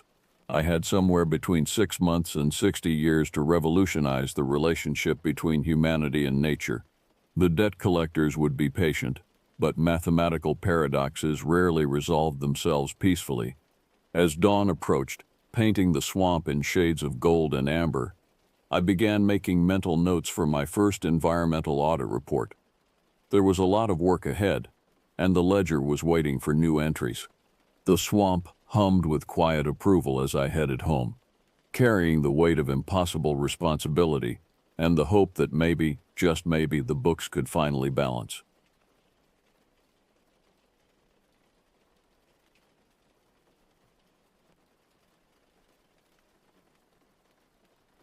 I started working as a park ranger because I loved solitude, but now I realize I'm never truly alone out here. My name is Roger McAllister, and this happened to me back in 2017 in the Custer-Gallatin National Forest in Montana, when I was still getting the hang of working as a junior ranger after spending most of my 20s as a small-time handyman in Bozeman, trying to impress my new boss with my punctuality and my so-called dedication to the craft, which really just meant showing up on time, staying awake during patrols, and not messing up the coffee order at the ranger station. The woods had always been my sanctuary. As a kid, I'd escape to the forests around Bozeman whenever my father's drinking got too loud, whenever the walls of our cramped house seemed to close in like a fist. The trees didn't judge. They didn't shout. They didn't shout. They just stood there, ancient and patient, offering their silence like a gift. That's what drew me to this job, the promise of endless quiet, of days spent walking among giants that had seen centuries pass without complaint. But silence, I was learning, could be deceiving. Sometimes it wasn't the absence of sound, it was the presence of something holding its breath. I remember it was around late May, and the snow melt had made the forest floor spongy beneath my boots. It smelled like wet bark and old leaves in the mornings, and by noon the scent shifted to fresh pine sap and that faint whiff of campfire smoke from visitors who never quite followed the rules about extinguishing their flames. The ground squelched with each step, releasing the sweet, sick smell of decomposition from last year's fallen leaves. Everything was awakening from winter's grip, and with that awakening came sounds I hadn't learned to identify yet. The crack of settling ice, the distant howl of wind through limestone caves, and sometimes, just sometimes, something that sounded almost like breathing.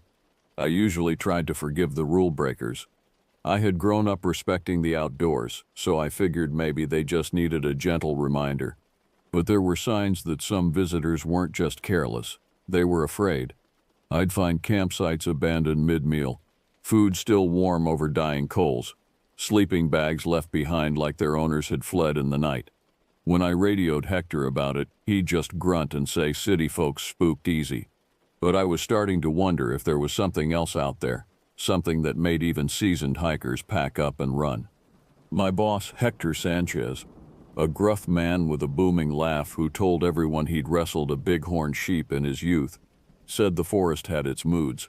He'd been working these woods for 15 years, and his weathered hands bore the scars of countless encounters with thorns, rocks, and the occasional angry wildlife. But sometimes, when he thought no one was looking, I'd catch him staring into the tray line with an expression I couldn't quite read. Not fear exactly, but a kind of watchful respect that went deeper than his usual ranger caution. The other rangers had their own superstitions. Judy, who'd been here almost as long as Hector, never patrolled alone after sunset. She claimed it was policy, but I'd seen her flinch at shadows during daylight hours. And there was something about the way conversations died when certain areas of the forest came up in discussion. The northeastern perimeter, the old mining trails, the sections where the radio signals got spotty and compasses spun like drunken dancers. I started that particular shift with a bacon sandwich in the patrol truck just after sunrise. The sky was pale blue, the kind of color that promises a bright day. I had a thermos of weak coffee I'd made myself, which tasted like something strained through my old socks, but I drank it anyway. The radio crackled with Hector's voice doing his morning roll call, checking in with each ranger as we scattered to our assigned sectors. "McAllister, you copy?" "Copy, Hector. Take the northeastern perimeter today. Old trailhead near Devil's Backbone." There was a pause, and I thought I heard him take a deep breath. "Keep your radio on and check in every hour. And Roger?" "Yeah? Trust your instincts out there." It was an odd thing to say. Trust your instincts about what? Bears? Weather? But Hector had already moved on to the next ranger, and I was left staring at the tree line, wondering what exactly I was supposed to be watching for. The drive to the northeastern sector took me through some of the most remote areas of the forest. The dirt road wound between massive pines and granite outcroppings, occasionally crossing streams that ran dark with tannins from decomposing leaves. The deeper I went, the more the forest seemed to press in around me. The morning bird songs that had accompanied me from the station grew sparse, then disappeared entirely. Even the insects fell silent. By the time I reached the old trailhead, the only sound was the idle of my truck's engine and the whisper of wind through pine needles. I parked near a weathered sign that marked the beginning of the Devil's Backbone Trail, a name that had always struck me as unnecessarily ominous. Local legend said it got the name from the jagged ridge that ran along the trail, but older residents sometimes hinted at darker origins. I stepped out of the truck and was immediately struck by how still everything was. Not peaceful still, watchful still. The kind of quiet that made you want to whisper, as if speaking normally might wake something better left sleeping. I adjusted my equipment belt, bear spray, radio, first aid kit, and the service pistol I'd never had to draw in anger. The weight of it against my hip was usually comforting, but today it felt inadequate, like bringing a flashlight to face an eclipse. My route took me to a section of forest where the trail forked near a cluster of granite boulders. These stones were old, older than the trees around them, covered in lichen that looked like ancient writing. Some of the rocks bore scratches, deep gouges that Hector said came from bears marking territory. But as I examined them more closely, I noticed the scratches were too regular, too purposeful. They looked almost like tally marks, as if something had been keeping count. This part of the park was quiet that morning, no sign of hikers yet. The trail showed recent use, boot prints in the soft earth, candy wrappers caught on low branches, the usual debris of human passage.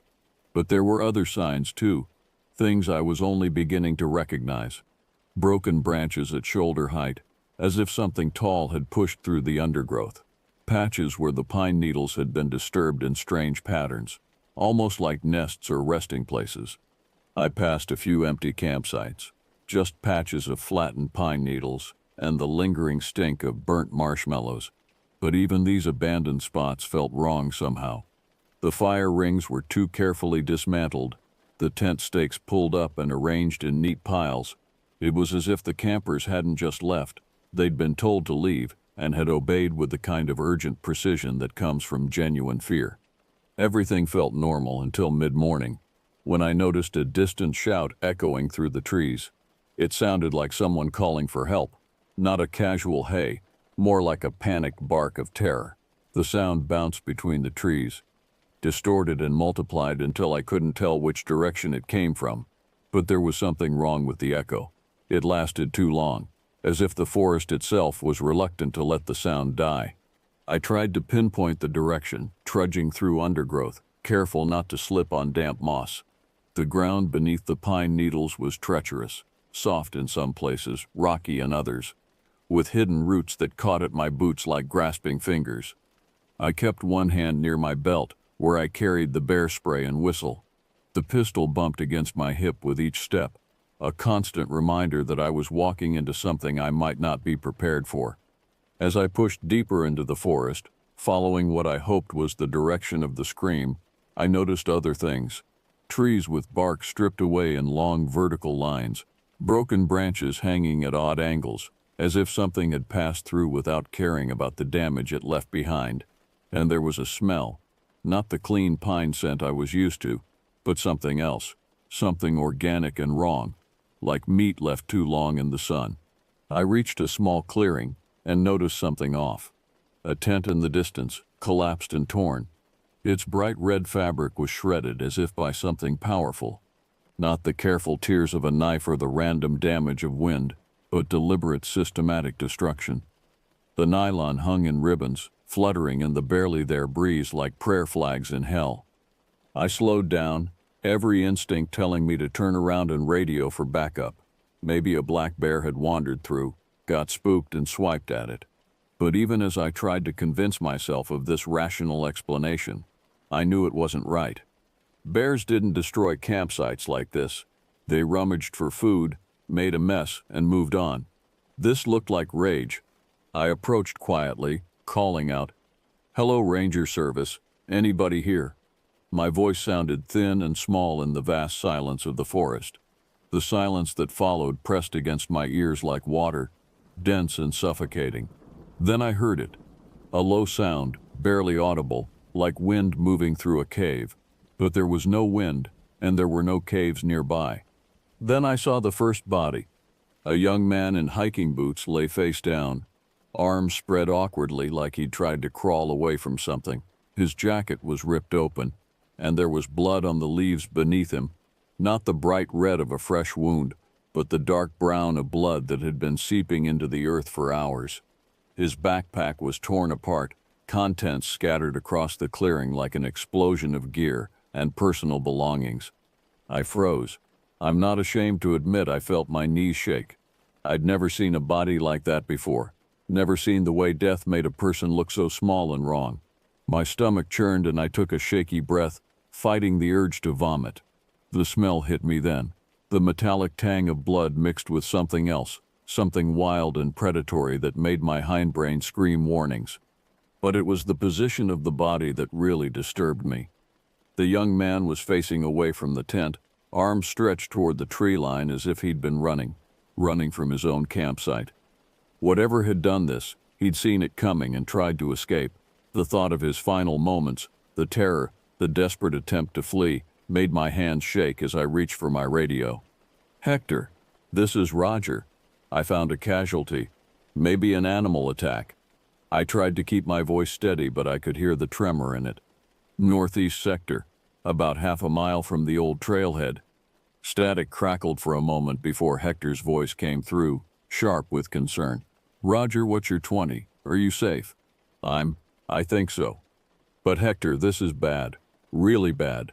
He cursed softly and said he'd send help. He told me to stay alert and not do anything reckless. Reckless was how he thought I'd handle stress, I guess. But looking at the destroyed campsite, at the torn fabric and scattered gear, I wondered what reckless even meant in a situation like this. I didn't want to leave the scene.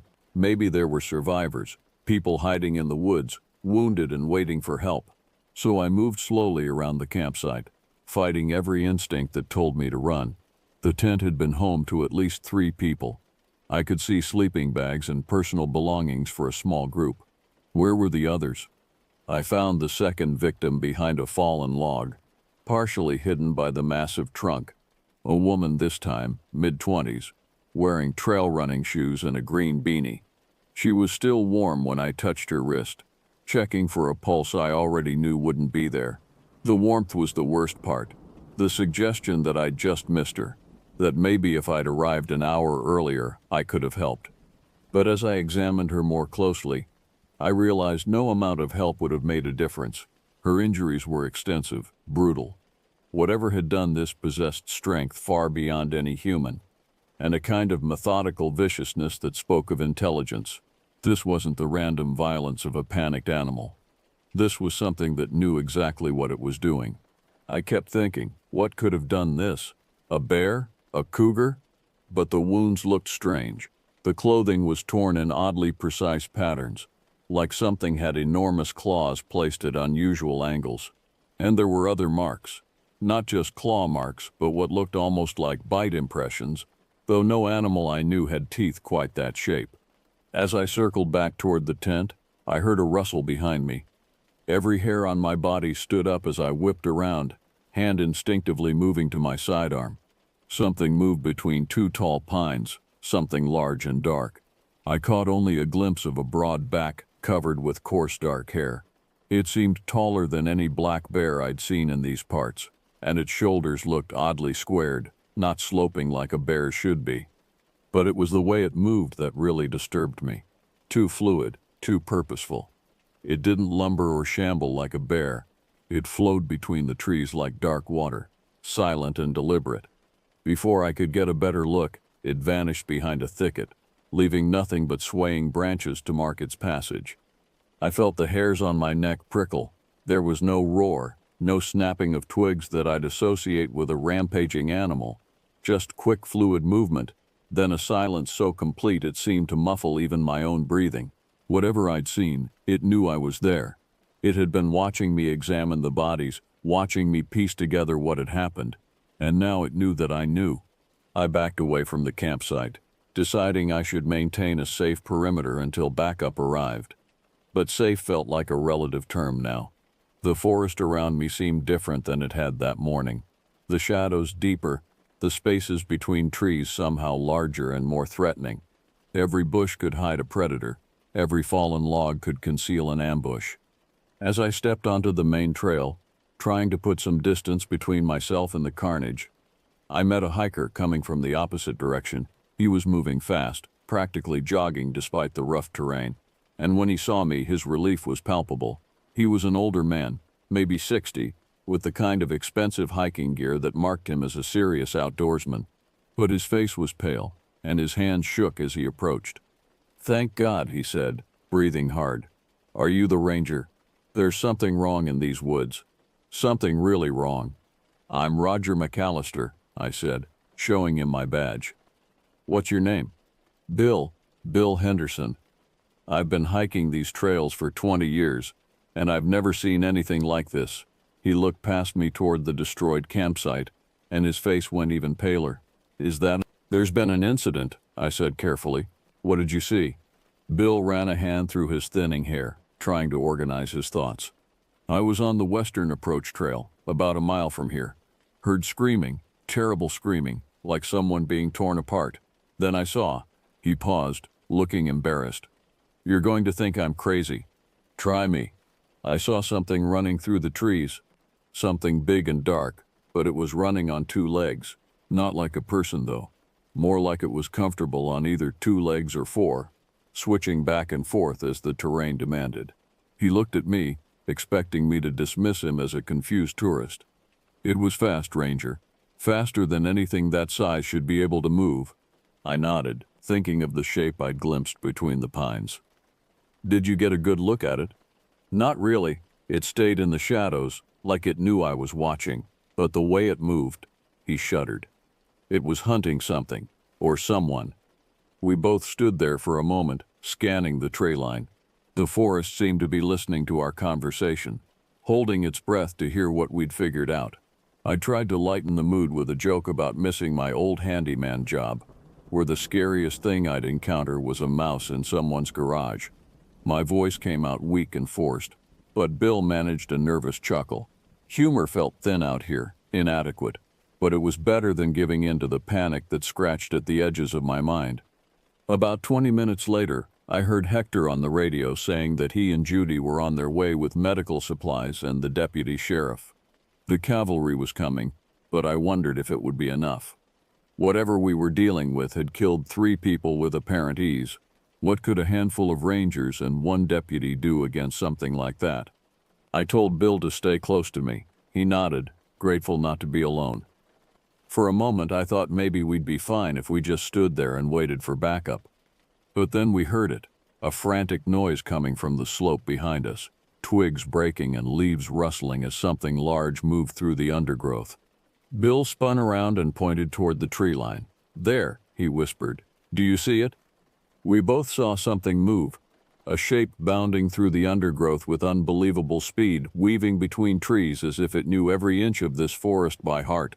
It was too far away to make out details, but its size and the way it moved confirmed what I'd hoped was just my imagination running wild. This was real, this was here, and it was still hunting. I tried to follow it with my eyes, but it darted away too quickly, disappearing into a section of dense forest where the trees grew so close together that sunlight barely reached the ground. Then I noticed something that made my blood run cold, a flash of metal on the ground nearby. Someone's dropped flashlight, its lens cracked and housing dented as if it had been thrown or dropped during a desperate flight. But it was still warm. Whoever had dropped it had been here recently, maybe within the last hour, which meant there might be more victims out there. People who had escaped the initial attack but were now lost in the woods, injured and vulnerable. "We need to get to the main road," I told Bill, "away from the trees." We started walking, careful and slow, every sense straining for signs of danger. My heart hammered against my ribs, and my shirt stuck to my back with nervous sweat. I could smell my own fear, sharp and acidic, the kind of scent that probably attracted predators. The irony wasn't lost on me. I'd come to the forest seeking solitude, and now that very isolation might be what killed us. We moved about 50 yards when we spotted another body slumped against a birch tree. This one looked older, maybe a seasoned camper in his 50s. He wore a camouflage vest and carried a folding knife still clenched in his hand, blade extended as if he'd tried to defend himself. It hadn't helped him. The sight of his vacant stare, eyes wide with the terror of his final moments, turned my stomach.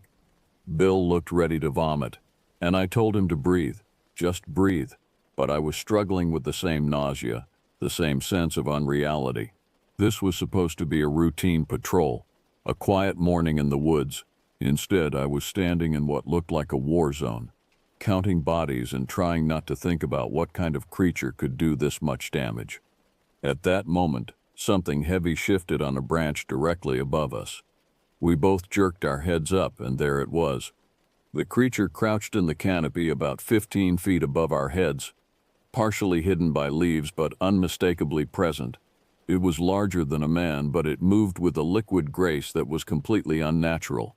Its legs seemed oddly jointed, as if they could bend in directions human legs couldn't. Its torso was thick and powerful, covered in dark hair that seemed to absorb rather than reflect the dappled sunlight. But it was the arms that really disturbed me. They were longer than a human should be, reaching nearly to where its ankles would be if it were standing upright. Its face was the worst part. I could see it clearly through gaps in the foliage, and it was neither fully human nor fully animal. The features were flattened, almost ape-like, but there was an intelligence in its small dark eyes that was purely predatory. It watched us with the patient interest of something that knew it could take us whenever it chose, something that was merely deciding whether we were worth the effort. The strangest part was how quiet it was. The branch bent slightly under its considerable weight, but it made no other sound. No heavy breathing, no growling, none of the noise you'd expect from a large predator. It was like watching a nightmare given form, something that existed in defiance of natural law. I reached for my sidearm, my hand shaking so badly I nearly dropped it. I was a ranger, not a soldier or a hunter. My training told me to identify threats before firing. But this thing had already killed at least 3 people, and Bill and I were clearly next on its list. As I tried to steady my aim, fighting against my trembling hands and the surreal nature of what I was trying to shoot, it leaped down in a swift motion. But not toward us. Away. It dropped from the branch and bounded into the deeper forest with that same impossible fluidity, disappearing between the trees as if it had never been there at all. Bill and I stood frozen for several seconds, both of us staring at the empty branch, wondering if we'd hallucinated the entire encounter. "What the hell was that?" Bill whispered. I didn't have an answer. In all my training, in all the ranger manuals and wildlife guides, there was nothing that matched what we'd just seen. It was like something from a fever dream, a creature that existed in the space between human imagination and animal reality. We backed away from the trees, putting as much distance as possible between us and whatever was watching us from the shadows. I didn't want to run and trigger a chase response, but I also didn't want to stand still and give it time to circle around behind us. The forest felt alive now, full of hidden eyes and barely contained violence. We managed to find the rough trail that led down toward the dirt service road. I kept glancing over my shoulder, expecting to see the creature following us, but the woods remained still. Bill stayed close, whispering that he wanted to get out, that this was too much for him to handle. I tried to joke again, saying something about never complaining about a broken coffee machine at the station again. My laugh sounded hollow and desperate even to my own ears. As we approached the dirt road, I spotted Hector's pickup truck with the Park Service SUV behind it. Judy stood beside Hector, both holding radios and looking tense. When they saw us emerge from the tray line, Judy rushed forward, relief evident on her face. "Roger. Thank God. We heard your radio call," and she stopped, taking in our appearance. Bill and I must have looked like hell, pale, shaking, our clothes disheveled from pushing through the undergrowth. "What happened up there?" I told Hector everything we'd seen. The victims, the strange creature, its speed and silence, the way it watched us from the trees. I expected skepticism, maybe even gentle mockery about rookie rangers seeing things in the shadows. Instead, Hector just nodded grimly, as if this confirmed something he'd been dreading. "How many bodies?" he asked. "3 that I found. There might be more." Judy's face went pale. "3? Jesus, Roger, what could do that?" "I don't know," I admitted. "Something I've never seen before. Something that shouldn't exist."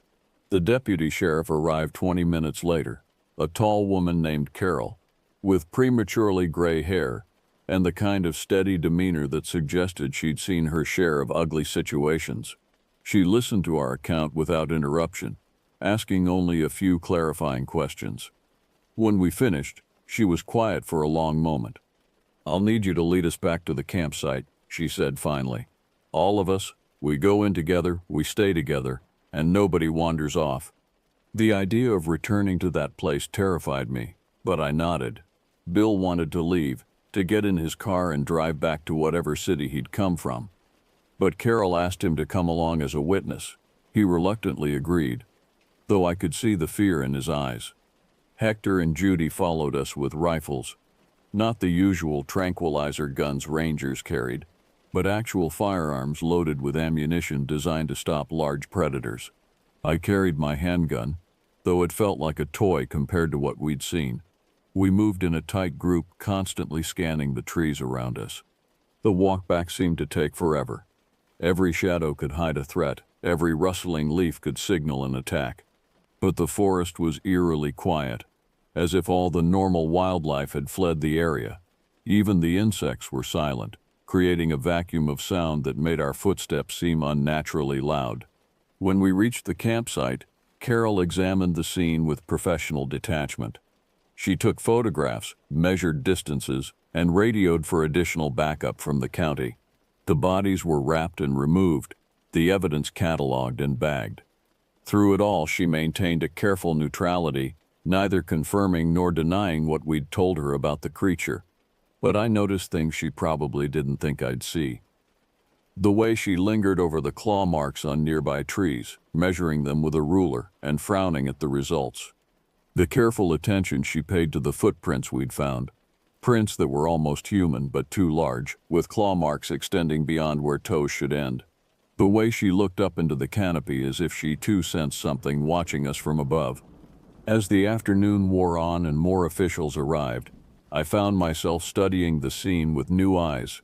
The scratches on tree bark at shoulder height that I'd attributed to bears were too regular, too purposeful. The broken branches formed a clear path through the forest, as if something large had repeatedly used the same route. And the smell, that organic predatory scent, lingered in certain areas, stronger near what looked like resting places or dens. Bill gave his statement to Carol and the other deputies, describing the creature he'd seen with increasing confidence. Other hikers who'd been in the area over the past few weeks were interviewed, and a pattern began to emerge. Strange sightings, abandoned campsites, the sense of being watched from the forest. What we'd experienced wasn't an isolated incident. It was the culmination of something that had been building for weeks, maybe months. By dusk, we had a small crowd of official vehicles at the edge of the forest. Search teams were being organized. Wildlife experts consulted, and theories debated.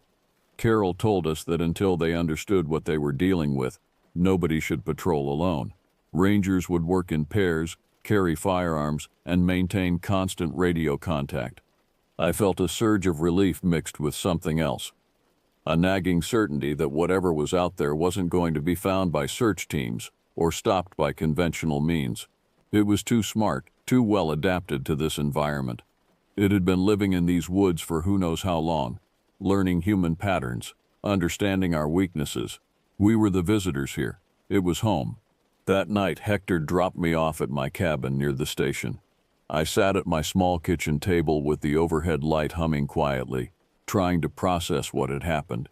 I could still smell the forest on my clothes, still see the creature's eyes watching us from the canopy. I tried eating a sandwich, but it tasted like cardboard. Everything felt wrong, artificial, like I was playing at being normal while something fundamental had shifted in my understanding of the world. I didn't sleep well. Every small noise outside made me flinch, the settling of the cabin, the whisper of wind through trees, the distant call of an owl. My dreams were tangled masses of twisted branches, silent shapes gliding between trunks and eyes watching from above. In one particularly vivid nightmare, I was back in the clearing, examining the bodies, when I realized the creature was standing right behind me, breathing softly on the back of my neck. When I woke before dawn, I found myself standing at the window, staring out at the tree line.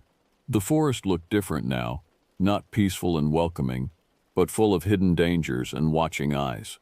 I understood finally why the other rangers had their superstitions, why certain areas of the forest made them nervous. They'd sensed what I was only now beginning to comprehend. We weren't alone out here, and we never had been. The official investigation continued for weeks. Wildlife experts examined the evidence, theories were proposed and discarded, and eventually the case was quietly filed away as an unusual but explainable animal attack. A large bear, they said. possibly rabid or defending cubs. The wounds were consistent with ursine claws, the behavior explained by territorial aggression. But I know what we saw. I know what's still out there. I continue to patrol these woods, though never alone now. The forest remains quiet on most days, and tourists come and go, snapping photos and laughing around campfires. I do my job with a forced grin, checking permits and reminding people to store their food properly. But sometimes, just before dark, I catch myself looking over my shoulder. Sometimes I find campsites abandoned for no obvious reason, or discover scratches on trees that are too regular to be random. The creature is still there. I can feel it watching, waiting, learning. It understands now that we know about it, and it's become more careful, more selective. The killings have stopped, but not because it's gone. It's just being more patient. I think about those victims often.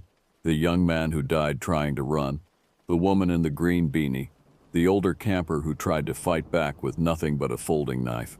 I remember the terror in their final moments, the realization that all their human knowledge and technology meant nothing against something that existed outside the boundaries of our civilized world. And sometimes, on the clearest nights when the moon is full and the forest is bathed in silver light, I see a shape moving between the distant trees. Too tall to be human, too fluid to be any animal I recognize. It watches the ranger station from the edge of the woods, patient and eternal, reminding me that this is its domain. We are only visitors here, tolerated for now, but always observed. I started working as a park ranger because I loved solitude. Now I understand that solitude was always an illusion. The forest has had a resident far longer than any of us imagined, something that remembers when these woods were truly wild, before trails and campsites and ranger stations carved up its territory. It's still here, still watching, still waiting. And every time I walk these trails, I wonder if today will be the day it decides our temporary truce has lasted long enough.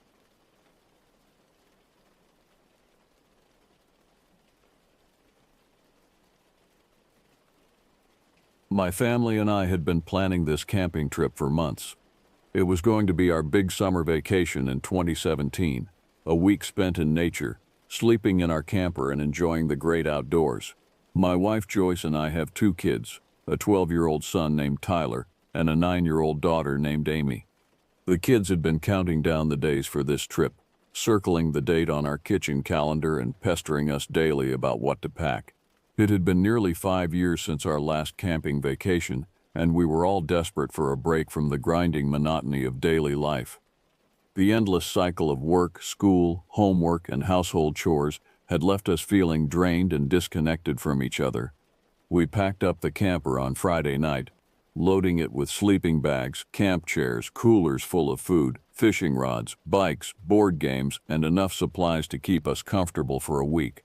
Tyler insisted on bringing his new flashlight, an industrial-strength model he'd bought with his birthday money. Amy packed her stuffed rabbit and a collection of nature guidebooks she'd checked out from the library. We hit the road early Saturday morning, just as the sun was beginning to paint the sky in shades of pink and orange. Our destination was a campground about 4 hours from home, nestled deep in the Appalachian foothills. We'd stayed there twice before, several years ago, and remembered it fondly. The campground featured a pristine lake for swimming and fishing, miles of hiking trails winding through old-growth forest, and a sense of peaceful isolation while still maintaining basic amenities like running water and clean restrooms. The drive took us through small towns that seemed frozen in time, past farms with weathered barns and grazing cattle, and eventually into increasingly dense woodland.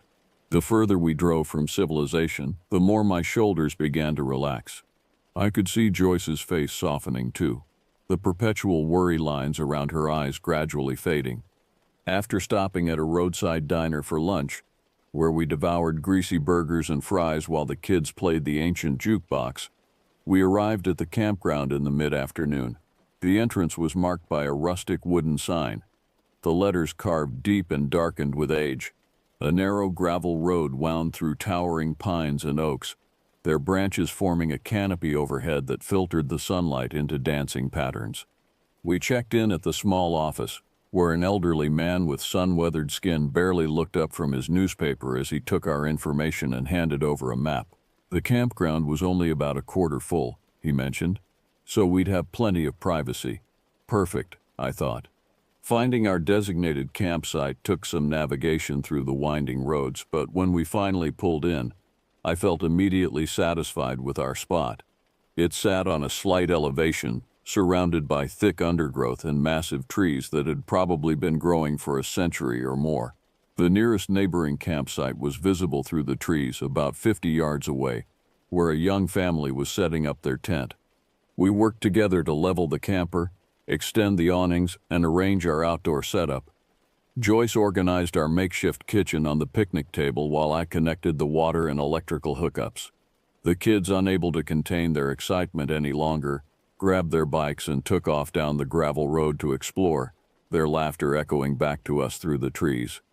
"Don't go too far," Joyce called after them, but they were already disappearing around a bend. I set up our camp chairs around the designated fire ring and began gathering kindling from the surrounding forest floor. The woods here felt ancient and undisturbed. Moss covered the northern sides of tree trunks, and the undergrowth was thick with ferns and wild berries. The air smelled rich and earthy, a combination of decaying leaves, pine sap, and damp soil. By the time the kids returned from their explorations, breathless and rosy-cheeked, I had a decent fire crackling. Tyler reported that they'd found the lake, the bathhouse, and another playground area near the main office. Amy had collected a handful of interesting rocks and pine cones, which she arranged carefully on the picnic table like treasures. As the sun began its descent toward the horizon, painting the sky in brilliant oranges and purples, I fired up our portable grill and cooked burgers while Joyce prepared all the fixings. The smell of grilling meat mingled with wood smoke, and my stomach growled in anticipation. This was exactly what we needed. Simple pleasures, fresh air, and quality time together. We ate dinner as darkness crept through the forest, slowly swallowing the light. The fire provided our illumination, casting flickering shadows that danced across our faces. Tyler told elaborate stories about monsters in the woods, trying to scare his sister, until Joyce told him to stop. Amy retaliated by threatening to hide his flashlight, and their bickering made us all laugh. After dinner, we roasted marshmallows, the kids competing to achieve perfect golden brown exteriors without letting them catch fire. The dark woods surrounding our campsite felt peaceful and protective, like a natural barrier between us and the rest of the world. I could hear the occasional call of an owl, the chirping of countless crickets, and the gentle crackling of our fire. It was perfect. The next morning, I woke to golden sunlight streaming through the camper windows and the sound of birds singing their dawn chorus. I felt more rested than I had in months, despite sleeping on the camper's narrow bed. Joyce was already awake, pulling on her hiking boots and trying not to wake the kids. "Coffee," she whispered, and I nodded gratefully. We sat outside in the cool morning air, sipping coffee from our metal camp cups and watching mist rise from the ground. The temperature would climb as the day progressed, but for now, it was pleasantly cool. Tyler emerged first, his hair sticking up in every direction, followed shortly by Amy, who immediately wanted to know what we were having for breakfast. After a quick meal of scrambled eggs and toast cooked over the camp stove, we gathered our fishing gear and walked down to the lake.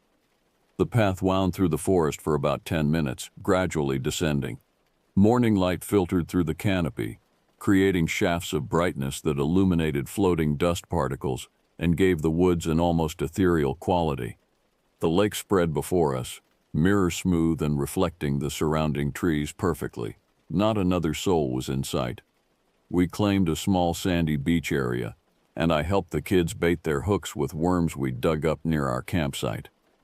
Joyce and I cast our lines further out, hoping for bass or maybe a catfish. The kids' enthusiasm for fishing lasted about 20 minutes before they abandoned their rods and began playing in the shallow water near shore, splashing and searching for interesting rocks. Their laughter carried across the water, and I found myself smiling as Joyce and I continued casting, enjoying the tranquil morning even though we caught nothing. Maybe they're not biting because the kids are making too much noise, Joyce suggested, but neither of us really cared. This wasn't about catching fish. It was about being together, away from screens and schedules and stress. When we returned to our campsite around midday, we decided it was the perfect time for a hike. The temperature had risen but wasn't unbearable yet, and we had several hours before we'd need to think about dinner. There were multiple trails branching off from various points in the campground, and after consulting our map, we chose one marked as moderate difficulty, with a description promising scenic views and interesting wildlife. The forest here was magnificent. Towering hardwoods created a cathedral-like atmosphere, their branches interweaving overhead.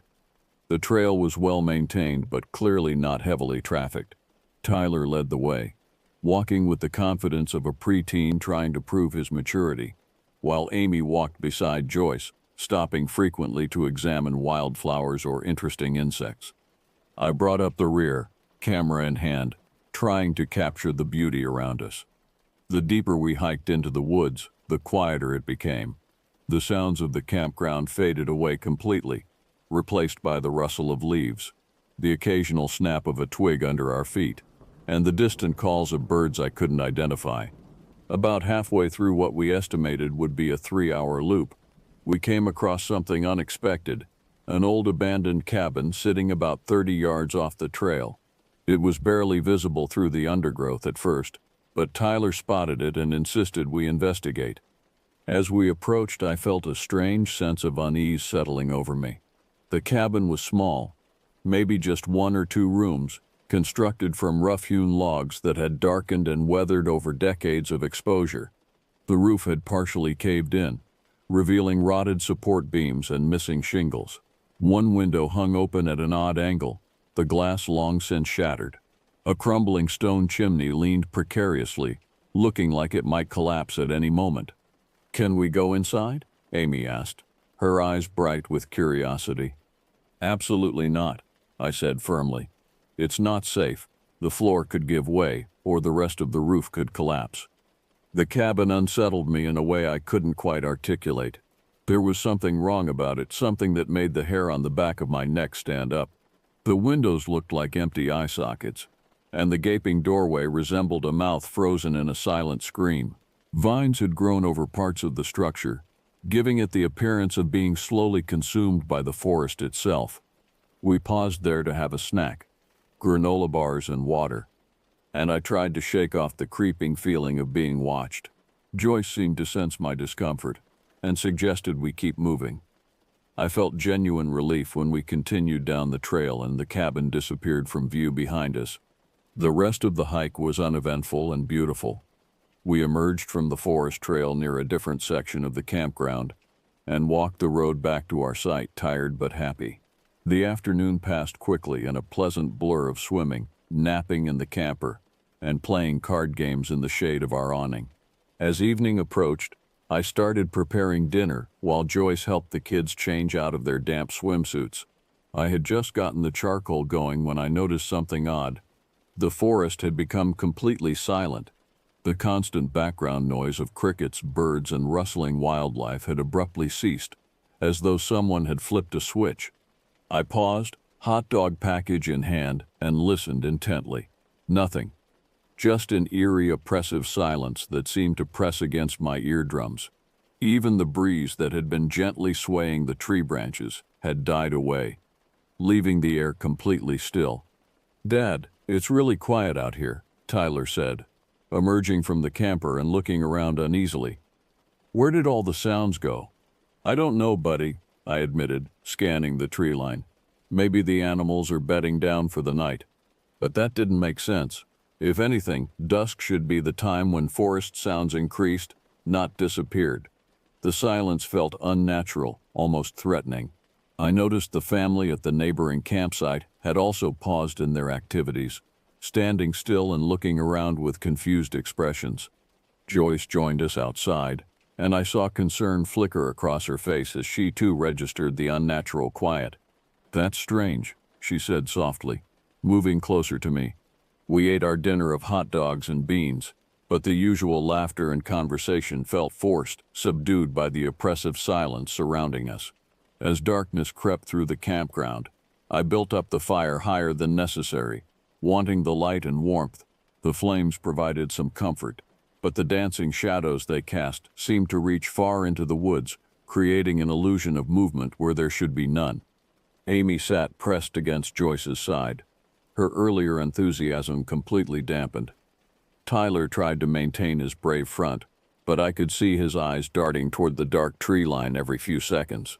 We were all feeling it. Something was wrong, though none of us could identify exactly what.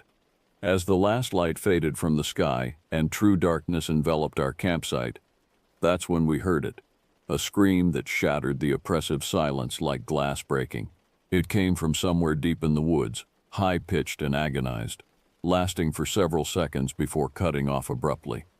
Amy shrieked and buried her face in Joyce's shoulder. Tyler jumped up from his chair, his face pale in the firelight. "What was that?" he asked, his voice cracking slightly.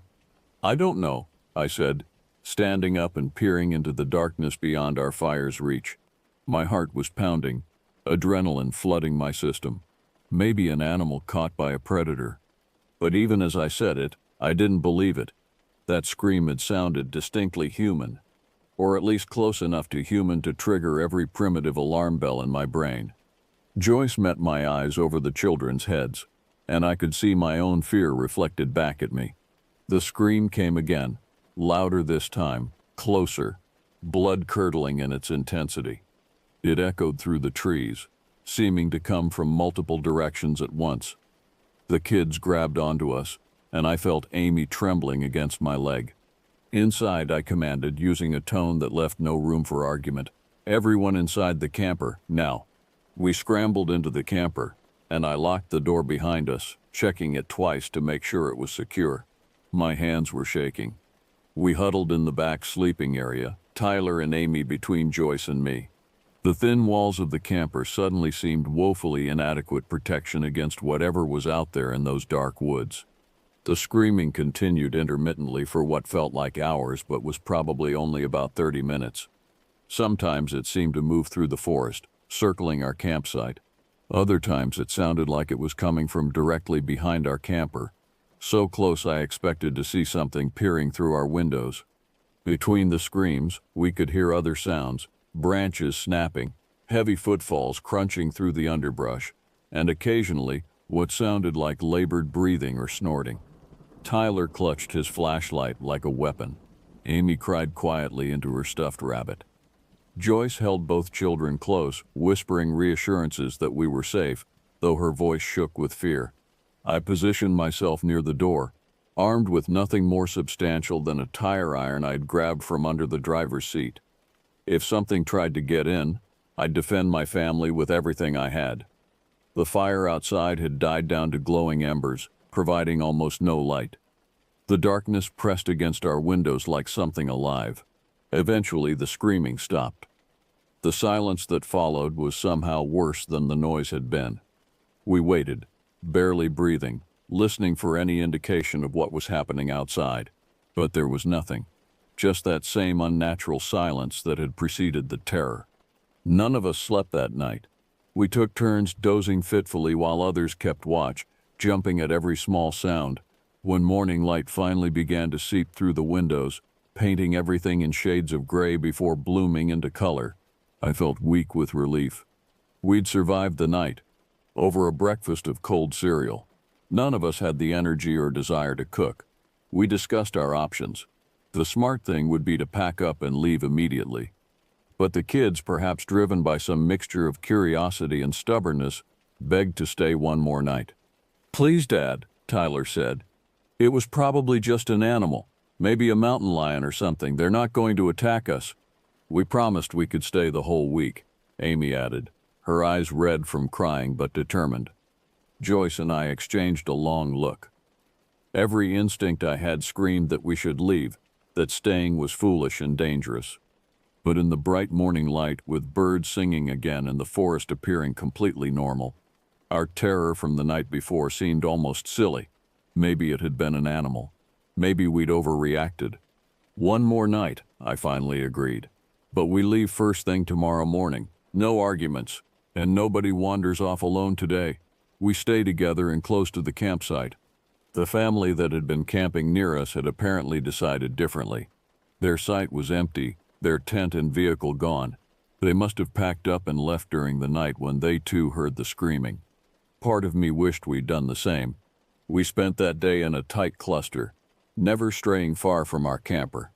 I kept getting an uncomfortable sensation of being observed from the woods, though every time I turned to look, there was nothing there, just trees and shadows, and the occasional rustle of leaves that could have been wind or could have been something else entirely. The hours crawled by. We played cards, we read books.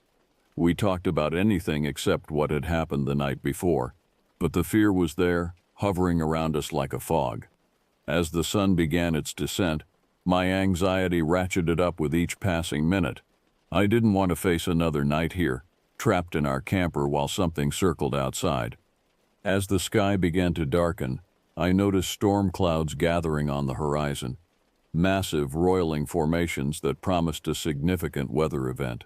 The wind picked up, bending the trees and sending leaves swirling through our campsite. Thunder rumbled in the distance, deep and ominous. "Storm's coming," Joyce said unnecessarily. "We should get everything secured and get inside." We rushed to bring in chairs, secure the awning, and lock down anything that might blow away. The storm approached with frightening speed, the temperature dropping noticeably. Lightning began flashing on the horizon, great sheets of light that illuminated the underbellies of the clouds. Thunder followed, growing steadily louder. We ate a hurried dinner of sandwiches and retreated into the camper just as the first fat drops of rain began to fall. Within minutes, it became a deluge, water hammering against the metal roof with deafening intensity. The wind howled, rocking the camper slightly on its stabilizers. Lightning flashed continuously now, and thunder crashed so loudly I felt it in my chest. The storm quickly became the least of our concerns. Over the torrential downpour and booming thunder, a new sound emerged from the woods, that same terrible moaning we'd heard the night before, but amplified, more urgent. It was accompanied by the unmistakable sounds of something large crashing through the underbrush, breaking branches, moving with purpose toward our campsite. Amy started crying again, and Tyler's face had gone white. Joyce pulled both children close while I stood near the door, that tire iron gripped tightly in my sweating hands. My mouth had gone dry. Whatever was out there was getting closer, and there was nowhere for us to run. "What is it?" Amy whimpered through her tears.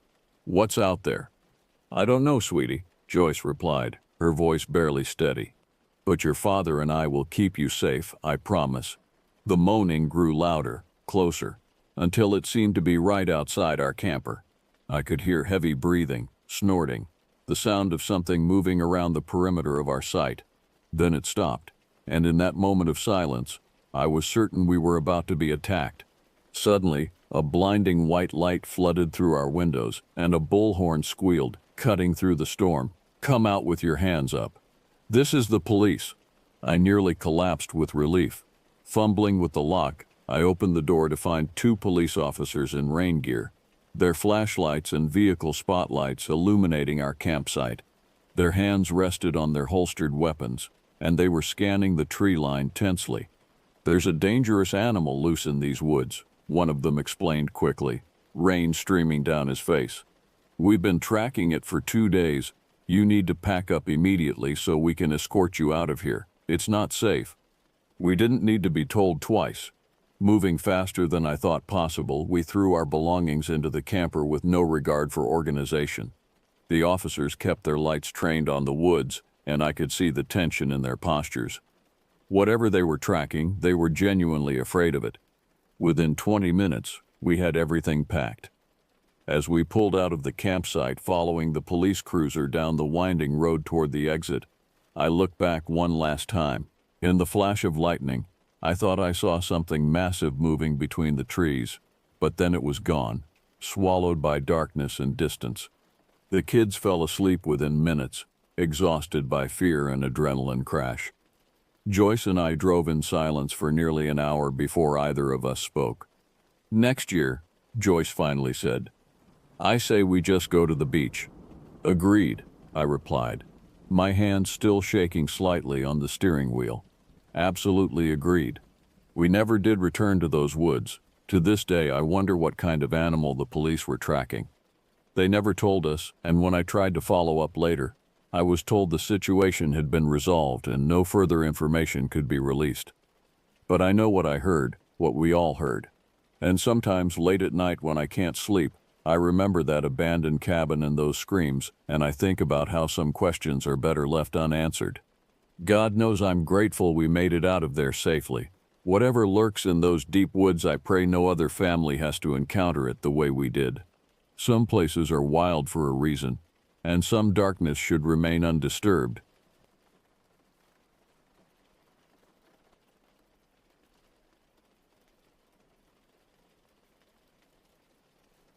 I'm 17 years old now, but this happened when I was 15. I was born and raised in the Dominican Republic before my family moved to New York, and every summer I'd return to visit. That particular summer of 2022, I was staying in a tiny settlement called El Corral, tucked away in the Santiago province, about 10 miles southeast of the larger town of Sabana Iglesia. El Corral earned its name, the Corral, because geography trapped it like livestock in a pen. The settlement sat encircled by dense woods that seemed to swallow sound, by steep hills that turned your legs to rubber in the midday heat, and most significantly, by the massive Rio Yaque del Norte. This river, the longest in the Dominican Republic, carved a protective arc around our hamlet, its brown waters rushing west to east, cutting off most escape routes except for one rutted dirt road. Maybe 300 people lived there, scattered across the valley in weathered wooden houses with corrugated metal roofs that sang in the rain. The isolation made everyone familiar. You knew every face, every family, every dog that barked as you passed. My great-grandparents' house sat on a small rise with a view of the river through the mango trees. The property next door belonged to my cousins Leo and Manuel, both around my age.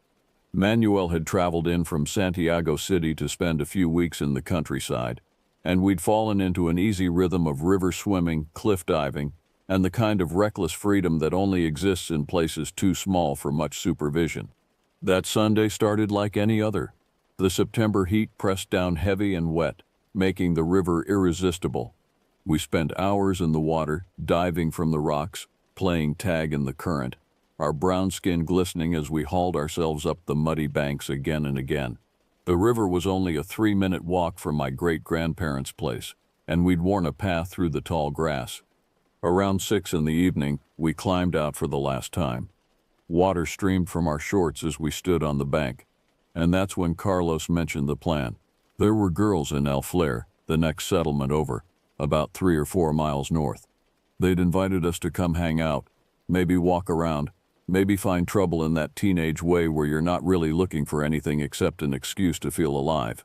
We agreed to meet at 7, giving us time to go home, eat, and change into dry clothes. I walked back to my great-grandparents' house with my shirt slung over my shoulder, my sneakers squelching. The sun was dropping fast, the way it does near the equator, and the tree frogs had started their nightly chorus. My great-grandmother was cooking when I arrived. Rice, beans, and fried chicken that filled the small kitchen with smoke and the smell of garlic and oil. The old woman moved slowly, her hands gnarled from decades of farm work, but her eyes were sharp. "Where are you going tonight?" she asked without looking at me. "Just El Flare, meeting some friends." She grunted, spooning rice onto a plate. "Don't stay out too late. Weather's changing." I looked out the window. The sky to the north did look heavier, darker somehow, but I was 15 and immortal. I ate quickly, shoveling food into my mouth while my great-grandfather sat in his rocking chair on the porch, smoking and listening to bachata music on a small radio crackling with static. He was a man of few words, had fought in some forgotten conflict decades ago, and carried himself with the quiet authority of someone who'd seen too much to be surprised by anything. "Going out?" he called as I changed. "Yes, sir." "Take the flashlight." "The small one." I found it in the kitchen drawer, a cheap plastic torch that threw a weak yellow beam. I stuffed it in my pocket along with my phone, which had maybe 30% battery left. By the time I stepped out, Leo was waiting on the path, changed into clean clothes and smelling like cheap cologne. "Ready?" he asked. "Let's get the others." We walked to Manuel's house next door, calling out until he emerged, then made our way down the bad road toward Carlos's place. This road was the worst in El Corral, all potholes and loose stones flanked by thick woods on the right that seemed to lean in toward you, and a series of steep hillsides on the left covered in tangled brush. During the day it was manageable. As dusk settled, it felt different. The shadows pooled deeper between the trees. The normal sounds of insects and birds seemed muffled, distant. My phone showed 7:05 when I checked it. The light was fading fast now, that brief tropical twilight giving way to darkness. We reached Carlos's house, a small structure with peeling yellow paint, and shouted for him. He took his time, making us wait while he argued with his mother about something through the doorway. Finally, he emerged, irritated, and we started the journey back. The four of us fell into step, our voices loud in the growing darkness. We passed another cousin's house, then reached a flat clearing where the land opened up, offering a view down into the valley on one side and a grassy hillside on the other. This was where people sometimes gathered in the afternoons, sitting on rocks and fallen logs, but tonight it was empty. Our footsteps crunched on the gravel as we continued north, following the main road that connected El Corral to El Flair, and beyond that to other isolated communities with strange names: Yerba de Culebra, Loma de Coco. I noticed the clouds then, really noticed them. They were rolling in from the north, thick and dark, blotting out stars one by one. The moon was almost full, just a day or two from perfect roundness, and it cast everything in silver blue light when the clouds parted. But those gaps were shrinking. "Don't tell me we came all the way out here just to have to turn around," I said, pointing at the sky. Leo laughed. "Stop worrying, it's just clouds." "Yeah," Manuel added. "When have you become scared of a little rain?" Carlos said nothing, just kept walking, his hands shoved deep in his pockets. I let it drop, but something about those clouds bothered me. They looked wrong somehow. Too low, too fast, like they were being chased by something bigger behind them. The walk took longer than I remembered. Every time I thought we were close, the road stretched on. We passed through patches of forest where the trees formed a tunnel overhead, branches interlocking, blocking out even the moonlight. Our voices dropped automatically in these sections, some instinct telling us to be quieter. Then we'd emerge into open areas where the wind picked up, carrying the smell of rain and turned earth. By the time we reached El Flair's main gathering spot, a concrete slab with a few benches and a closed Colmado store, it was well past 8. The place was deserted. No girls, no other teenagers, nobody. The windows of the nearby houses were dark or showed the blue glow of television sets. Even the dogs that usually barked at strangers were silent. "This is weird," Manuel said. "Where is everyone?" "Maybe they forgot," Leo suggested, but he didn't sound convinced. We sat on the concrete, sharing a bag of chips Carlos had bought earlier, and passing around a warm soda. The conversation was forced, awkward. I kept checking my phone. 8:47, 8:52, 9:18%. The clouds had completely covered the moon now, turning the night thick and oppressive. The air felt heavy, hard to breathe, like the atmosphere before a hurricane. At 9:30, I looked up from my phone and felt the first drop of rain hit my forehead. Then another. Thunder rumbled somewhere distant, a low growl that seemed to come from the ground as much as the sky. "We should go," I said. "It's just a sprinkle," Leo protested. But even as he spoke, the rain intensified. Lightning flashed, closer this time, illuminating the landscape in stark white. The thunder that followed came only seconds later, a crack that made us all flinch. "Okay, yeah, we're leaving," Carlos said, standing up. We started back at a quick pace, our heads down against the rain. It wasn't a downpour yet, but it was steady, soaking through our clothes within minutes. The road was dark, no streetlights this far out, just the occasional glow from a distant house. I pulled out the flashlight my great-grandfather had insisted I take, but its beam was pathetic, barely reaching 10 feet ahead. Leo was in front, his tall frame silhouetted against the slightly lighter sky. Manuel and Carlos walked side by side behind him, and I brought up the rear, sweeping the flashlight back and forth. The rain drummed on the leaves, a constant hiss that drowned out other sounds. Water was already running down the road in small streams, finding the ruts and low spots. We'd been walking maybe 10 minutes when it happened. The rock appeared without warning, striking the ground directly in front of Leo with enough force to kick up mud. He stopped so suddenly that Manuel nearly crashed into him. We all froze, staring down at the stone, roughly the size of a fist, gray, too round to be natural. "What the hell?" Leo breathed, bending to examine it without picking it up. "Did someone throw that?" Carlos asked, turning to look into the darkness on either side of the road. "From where?" I aimed my flashlight into the woods on our right, but the beam revealed nothing except rain-slicked leaves and tree trunks disappearing into blackness. The woods were too dense, too dark. Anyone could be hiding there, but why would they? Before anyone could answer, we heard it, a laugh. Not a human laugh, not exactly. It was high-pitched and sharp, almost like a bird's call, but with a mocking quality that made my stomach clench. It came from the trees ahead and to the right, where a wire fence separated the road from a pasture. "Did you hear that?" Manuel whispered, his voice barely audible over the rain. We all heard it. The laugh came again, closer, and this time I saw movement. My flashlight beam caught something darting between two trees, a black shape too large for most birds, flying low and fast. It passed directly through the space where the fence wires should have stopped it, as if the metal didn't exist. My throat went dry. The shape had been wrong. Birds don't fly like that, don't move with that kind of deliberate horizontal trajectory. And the laugh, it came again, surrounding us now, seeming to echo from multiple directions at once. "Run," Carlos said simply, and we did.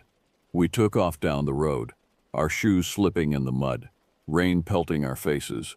I kept the flashlight pointed ahead, the beam bouncing wildly. My heart hammered against my ribs and my breath came in ragged gasps. Behind me, I could hear the others, their footfalls and heavy breathing, but I didn't look back. Looking back seemed like the worst possible idea. The laugh followed us, sometimes ahead, sometimes behind, always just out of sight. Once I thought I glimpsed the black shape again, perched in a tree directly above the road. But when I aimed the flashlight up, there was nothing there. Just branches and rain and darkness pressing in from all sides.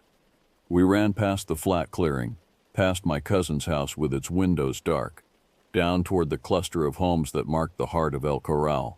The familiar landmarks should have been comforting, but they weren't. Everything looked foreign in the dark and rain, angles wrong, distances distorted. My lungs burned.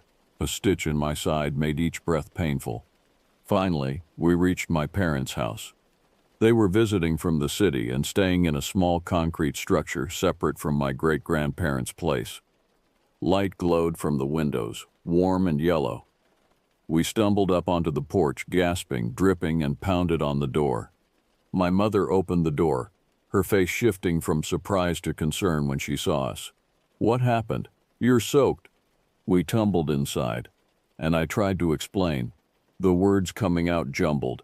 The rock, the laugh, the black bird thing that flew through the fence wires. She listened without interrupting, her expression growing more serious. When I finished, she nodded slowly. "That's a witch," she said matter-of-factly, as if diagnosing a common illness. "Where exactly did you see it?" I described the location, the pasture with the wire fence, the specific trees. Her eyes widened slightly. "Ah, yes. Strange things happen there sometimes. People have seen things, heard things." She crossed her arms thinking. "When I was young, my aunt saw something similar on that same stretch of road. She said it followed her all the way home, laughing. She never walked alone at night again."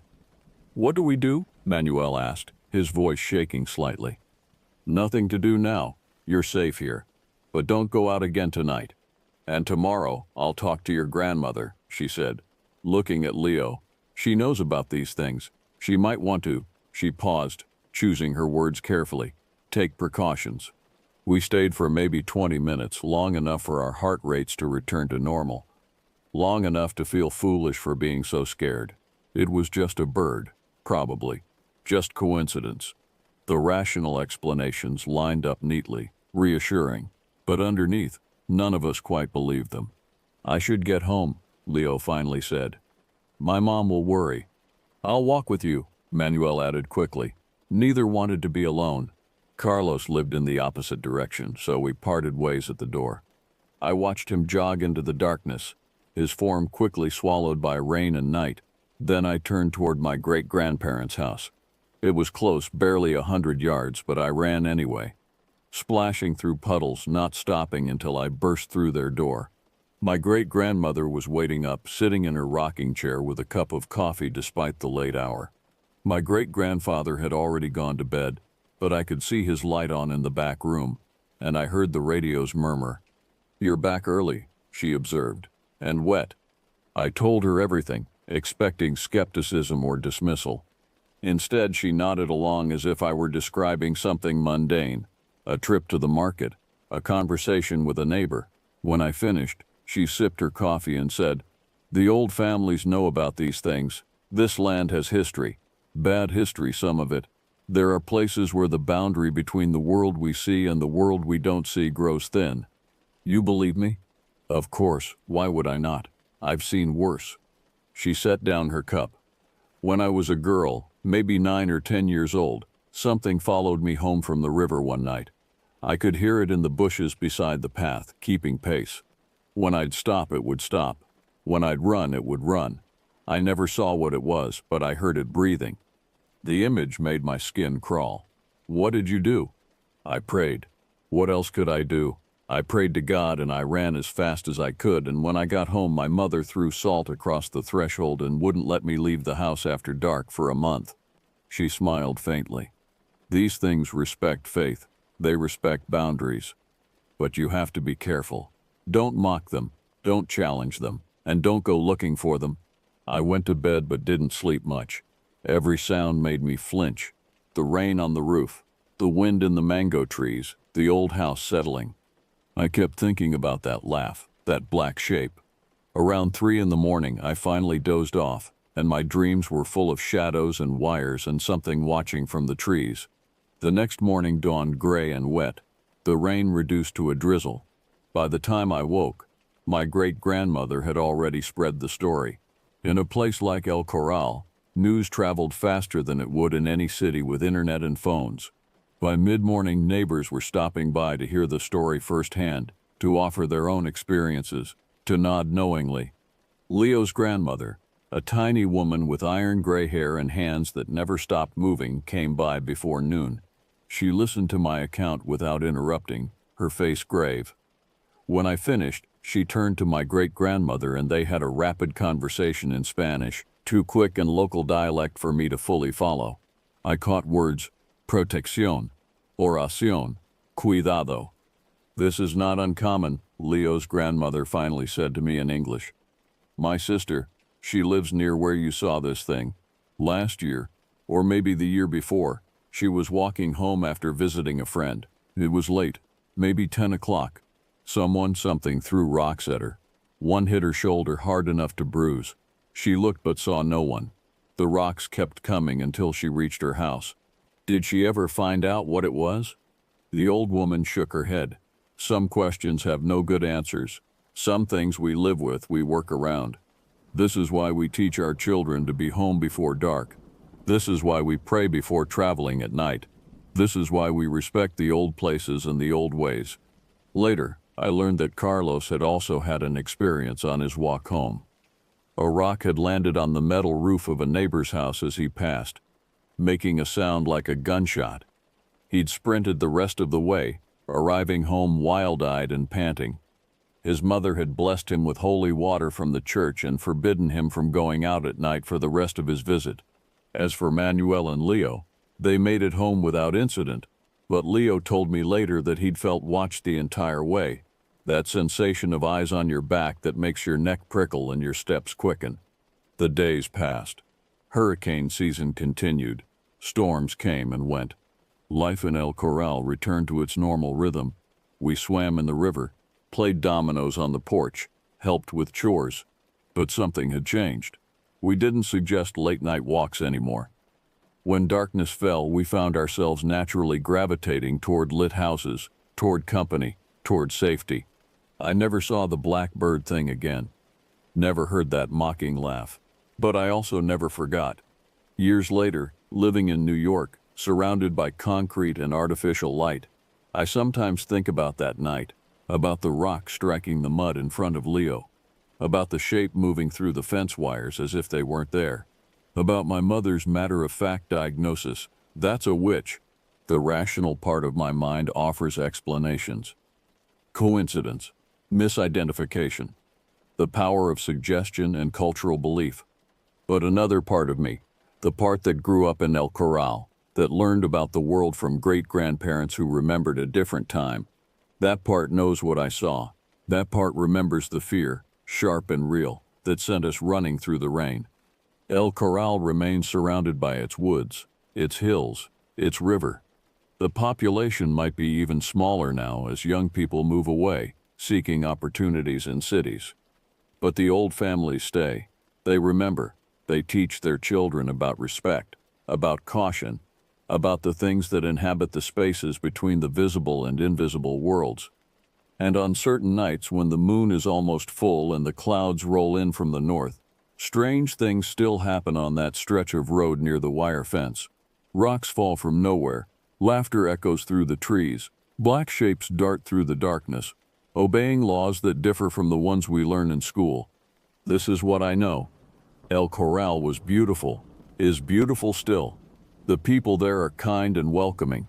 It's a place of mangoes and music and river water, of extended families and shared meals. But it's also a place where the old stories aren't just stories, where the boundary between the natural and the supernatural seems thinner somehow, more permeable, where a 15-year-old boy and his friends can encounter something that defies explanation, something that turns a simple walk home into a test of faith and courage. I haven't been back in over a year now. My family talks about returning next summer, but I'm not sure. Part of me misses it, the warmth, the freedom, the sense of belonging to something larger than myself. But another part remembers that night, remembers running through the rain with something laughing behind me, and wonders if some experiences are better left unrepeated. The people in El Corral continue their lives, aware of what shares their space, respectful of the forces they don't fully understand. And perhaps that's the real lesson. Not every mystery needs to be solved, not every question answered. Sometimes wisdom lies in acknowledgement, in respect, in knowing when to run and when to stay home after dark. The world is stranger than we admit in daylight.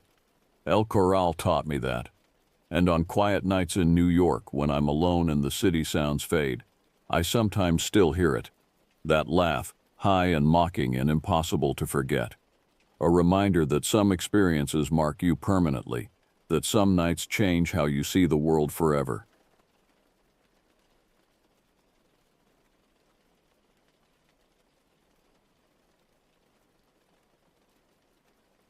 I am a horror fan. I've been listening to this podcast for many years and I've been wanting to post a story myself. Now recently, I've experienced something that I will truly never forget. I'm a 47-year-old man, 6'4" with a good build, and I live in California. What happened to me in March of 2022 changed everything I thought I knew about the world. I'm an avid hiker and walker, going everywhere with my wife, my 4-year-old daughter, and my 110-pound Central Asian Shepherd puppy, Titan. That particular Tuesday started like any other. I had dragged myself through another exhausting day at the office, my shoulders tight with stress. The argument with my colleague still rang in my ears. We had nearly come to blows over a project deadline, and the tension left me feeling raw and restless. When I finally got home that evening around 7:30, my wife was sprawled on the couch, dark circles under her eyes from her own demanding day. She worked as a nurse at the county hospital, and her 12-hour shifts were taking their toll. I kissed her forehead and suggested I take Titan out for a long walk so she could rest. She mumbled something about being careful and closed her eyes. I had been reading about this particular trail for weeks. Other hikers raved about its beauty at night, claiming the stars seemed close enough to touch through the canyon walls. The reviews described it as peaceful, almost spiritual. After the day I'd had, I craved that kind of solitude. I needed to clear my head, to breathe air that wasn't recycled through office vents.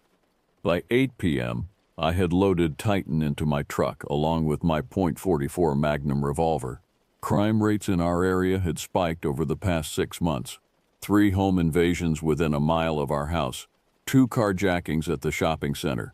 The local news kept warning people to stay vigilant. I wasn't taking chances, especially alone on a remote trail after dark.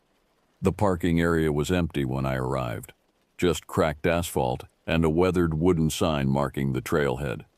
My headlights swept across the entrance before I killed the engine. The silence that followed felt heavy, pressing against my eardrums. Titan whined softly from the back seat, eager to explore.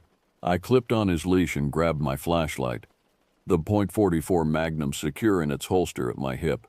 The weight of it was reassuring. The beam of my flashlight cut through the darkness, illuminating the narrow dirt path ahead. Trees crowded in on both sides, their branches forming a twisted canopy overhead that blocked out most of the starlight I'd come to see. We started walking, Titan's nose working overtime as he investigated every rock, every bush, every scent marker left by previous visitors. His tail wagged with pure joy, and I felt some of my tension begin to ease. The night air was cool and clean, carrying the scent of pine and earth. My footsteps crunched on loose gravel, a steady rhythm that was almost meditative. The trail wound upward, becoming steeper. My calves burned pleasantly as we climbed. I could hear small animals rustling in the underbrush, the occasional hoot of an owl somewhere in the distance. Normal sounds, natural sounds, everything felt right. We were approximately 45 minutes into the hike when Titan suddenly stopped. His whole body went rigid, his head lowered as he sniffed at a particular spot near the edge of the trail. Then he squatted to relieve himself, and I waited patiently, scanning the darkness with my flashlight. That's when I heard it. The distinct crunch of leaves being compressed underfoot.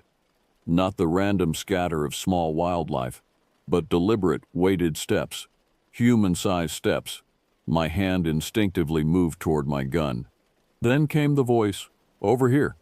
Just 2 words, whispered but clear enough to make every hair on my neck stand straight up. The voice was wrong somehow.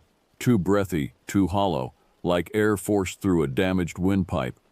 I practice kickboxing 3 times a week. I'm not a small man, and I can handle myself in most confrontations. So I turned toward the sound, ready to face whoever was trying to mess with me. Maybe some punk kids thought they'd scare a lone hiker. Maybe a homeless person was camping in the woods. My jaw clenched as I prepared to tell them to back off. But Titan reacted before I could.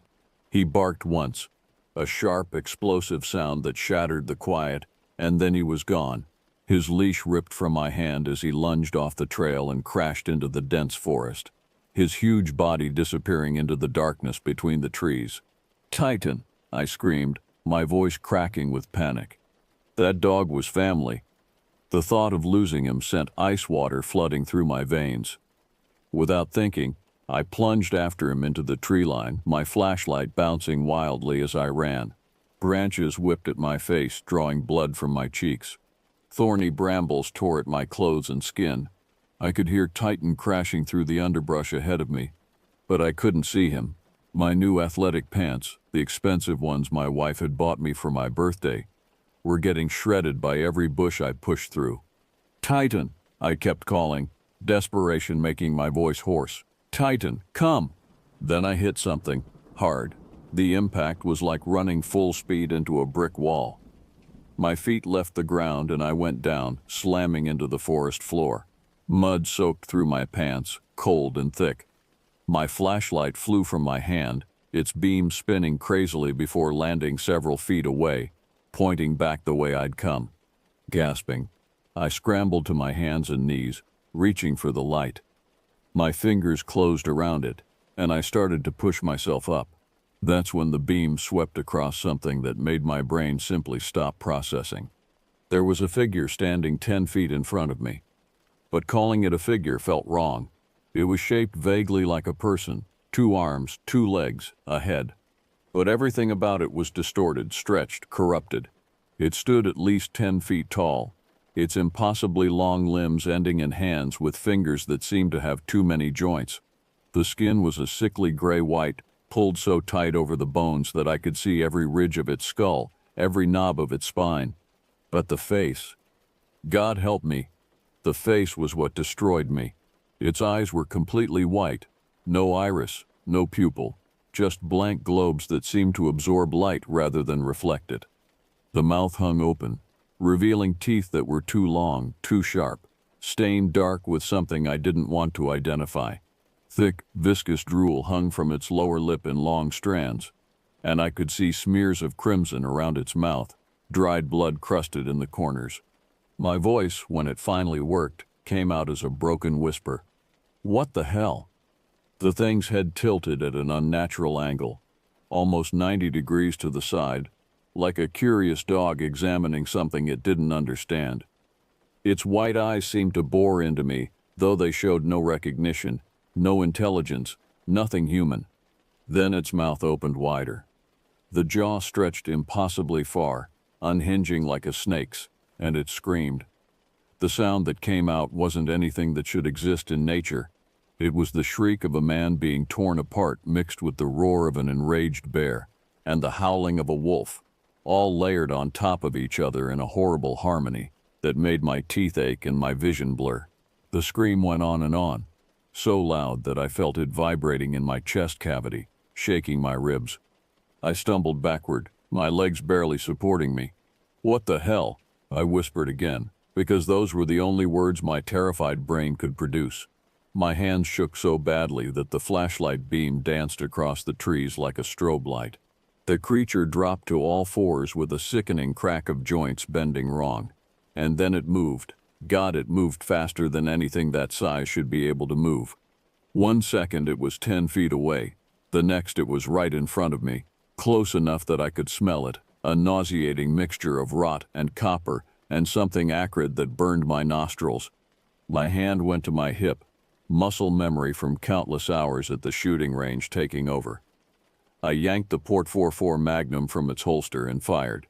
The muzzle flash lit up the forest like lightning, and the recoil nearly knocked me backward. The first shot caught it square in the chest. I saw the impact, saw the skin split and dark liquid spray out.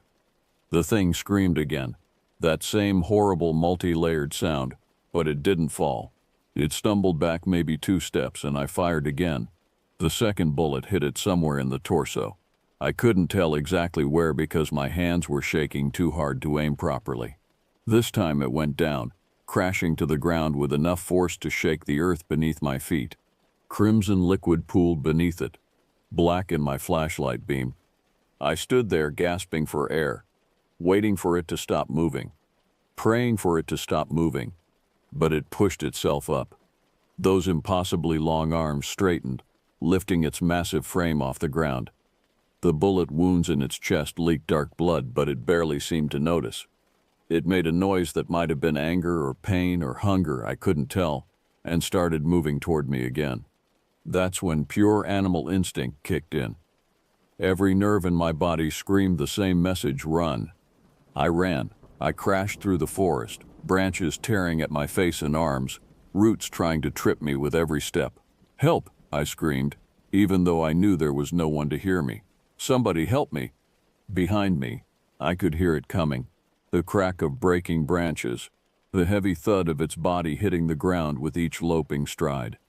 It was breathing, harsh, wet sounds like lungs full of fluid trying to draw air. I risked a glance over my shoulder and immediately wished I hadn't. It was maybe 20 feet back, closing the distance with terrifying speed, running on all fours like some nightmare version of a gorilla. I spun and fired blindly. The shot went wild, hitting a tree trunk and sending bark flying. I fired again. This one might have hit it. I heard it make that awful sound again. But it didn't slow down, it just kept coming, and I realized with horror that my .44 Magnum, a gun powerful enough to drop a bear, was doing nothing but annoying this thing.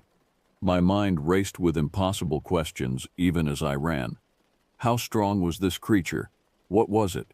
Why wasn't it dying? If something like this existed, why had no one ever captured footage of it? Why weren't there bodies, evidence, proof? But there was no time to process any of this. There was only the burning in my lungs, the fire in my legs, and the sound of death chasing me through the dark. Then, exactly like in every horror movie I'd ever mocked, my foot caught on something, a root, a rock. I never saw what. My ankle twisted with a sharp crack of pain and I went down hard. My head bounced off something solid and stars exploded across my vision. For a moment I thought I might pass out. I rolled onto my back, trying desperately to stand, but my ankle wouldn't support my weight. When I put pressure on it, agony shot up my leg like an electric current. I was helpless, sprawled in the mud and leaves, watching as the creature bounded toward me. It was still dripping blood from the bullet wounds, still making those horrible wet breathing sounds. Drool and blood flew from its mouth as it ran, spattering the ground. It was moving at least twice as fast as any human could run, maybe faster. Its eyes, those dead white eyes, were locked onto me with the focus of a predator that knows its prey is wounded. I raised the gun with both hands, trying to steady my aim, but I was shaking too badly. The creature gathered itself and leaped, launching its massive body into the air in a perfect predatory arc, like a mountain lion pouncing on a deer. I was about to die. I knew it with absolute certainty. This thing was going to land on me and tear me apart. Then something huge and brown crashed into the creature from the side. Titan. My beautiful, loyal Titan hit the creature's head with his full of 110 pounds of muscle and fury. The impact knocked the creature sideways, sending it tumbling. Before it could recover, Titan was on top of it, his massive jaws clamping down on whatever he could reach. I heard the wet sound of teeth tearing through flesh. The creature shrieked and thrashed, trying to shake Titan off, but my dog held on with the determination of his breed. Titan was bred to fight wolves, to protect livestock from predators. Every instinct in his body was focused on one goal: protect his pack. Protect me. I forced myself onto my knees, ignoring the searing pain in my ankle. I had to help him. I had to do something. I waited for an opening, watched the creature's writhing body, looking for a clear shot that wouldn't risk hitting Titan. There. For just a second, I could see the creature's head clearly. I fired. The bullet hit somewhere near its neck or shoulder. The creature's scream was deafening. I fired again. Again. I couldn't tell if I was hitting it or missing. My hands shook so badly that every shot was a gamble. Then the creature did something I still have nightmares about. It simply ripped the flesh that Titan was biting. Just tore it off like someone removing a piece of clothing. A whole section of skin and muscle peeled away, and Titan went flying backward with the chunk still in his mouth. He hit a tree trunk with a yelp of pain and confusion. The creature turned its full attention to me. The exposed muscle where it had torn away its own flesh glistened wetly in my flashlight beam. It should have been debilitating. It should have been fatal. Instead, it just made the thing angrier. It looked at me with what I can only describe as pure hatred, those white eyes somehow conveying murderous rage despite having no pupils to focus. It opened its mouth impossibly wide and screamed directly at me. The sound was so loud this close that my ears rang and pain lanced through my skull. Then it started moving toward me again, slower now, but with terrible purpose. "Titan," I screamed. "Come here, boy. Come on." Titan shook himself and scrambled to his feet. I saw blood around his muzzle, but I couldn't tell if it was his or the creature's. He ran to my side just as I managed to haul myself upright, putting all my weight on my good leg. Together we started moving. The adrenaline flooding my system did something miraculous to my ruined ankle. I still felt the pain, God, it was excruciating, but my body simply overrode it. Survival instinct pushed me through agony that should have left me crawling.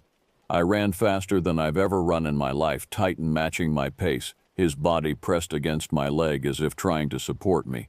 We burst through the tree line and onto the trail. I didn't know which direction we'd come from. I just picked a direction and ran. My lungs burned, my vision tunneled, my ankle screamed with every step. But I didn't stop. We must have covered a mile before I dared to look back. The trail behind us was empty, just darkness and distant trees. I bent over, hands on my knees, trying not to vomit from the exertion and terror. Titan stood next to me, panting hard, his eyes scanning the forest. Then I heard it again, that scream, distant now but still unmistakable. That impossible combination of human and animal and something other. It echoed through the canyon, and I swear I felt it in my bones. "Move," I gasped to Titan. "We have to move." We ran again. My truck appeared ahead like a salvation. I fumbled for my keys, my hands shaking so badly I dropped them twice before getting the door open. Titan jumped into the back seat. I threw myself behind the wheel, started the engine and floored it. The truck's tires spun in the dirt before catching, and we shot forward in a cloud of dust and gravel. I didn't slow down until I hit pavement, and even then I kept the speedometer pushing 70 on roads meant for 45. When I burst through our front door, my wife took one look at me and went pale. I was covered in mud, blood, and scratches. My ankle was swollen to twice its normal size. Titan's muzzle was stained dark red, his coat matted with debris. I told her everything, every detail. The voice in the woods, the creature, the chase, the shooting, Titan's rescue.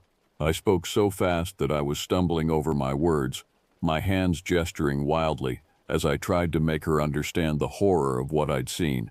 She stared at me like I'd lost my mind. "You're drunk," she finally said. "You went to O'Malley's pub after your hike and got drunk." "I'm not drunk. I swear to God I'm not drunk. Look at me. Look at Titan." But she was already grabbing her keys. "You need a hospital. I don't know what happened to you, but you're not making sense and your ankle is broken. We're going. Now." She wouldn't discuss it further. She helped me to the car, loaded Titan into the back, and drove us to the emergency room. The doctors x-rayed my ankle, severely sprained, not broken but close, and cleaned the cuts on my face and arms.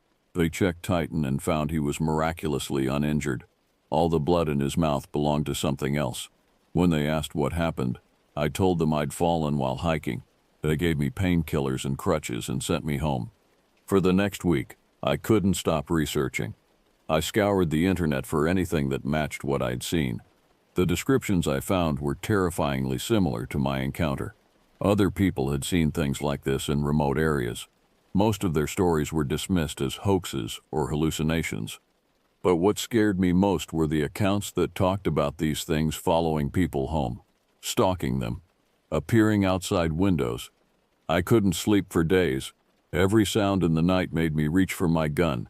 I kept all the lights on. I checked the locks obsessively. Titan became my constant companion, more than before. I bought him the biggest, most expensive steak I could find at the butcher shop. He'd saved my life, and there was no way to adequately repay that debt. While I ate my meals, he got his own plate at the table. My wife thought I was having a breakdown, but she didn't argue. It's been 18 months now since that night in March 2022. I haven't seen the creature again. I haven't heard that scream, but I've never gone back to that trail. I rarely hike at all anymore, and when I do, it's only on popular trails in broad daylight with Titan at my side and my .44 Magnum loaded with fresh ammunition. Sometimes, late at night when I can't sleep, I stand at my bedroom window and stare into our backyard. The security lights I installed illuminate every corner, but shadows still gather beneath the trees at the property line. I watch those shadows, waiting, wondering if someday I'll see those white eyes staring back at me. My wife thinks I had some kind of mental break that night. She suggested therapy, and I went a few times, but how could I tell a therapist the truth? How could I explain that the world contains things that shouldn't exist? That there are creatures in the dark that can take multiple .44 Magnum rounds and barely slow down? I don't talk about it anymore, But I keep my gun cleaned and loaded. I keep tight and close, and I keep watching the shadows, because part of me has always known that what I encountered that night is still out there, somewhere in the dark California hills, waiting for the next person stupid enough to walk those trails alone after dark. The worst part is not knowing what it was, not understanding why it exists or how it can exist, just knowing that it does, and that knowledge changes everything. The world is not as safe or as understood as we like to believe.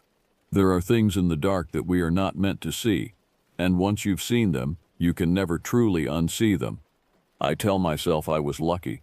I had Titan, I had a gun, I survived. But sometimes survival isn't enough to feel safe again. Sometimes survival just means you get to lie awake at night, remembering white eyes in the darkness, and wondering if they're remembering you too.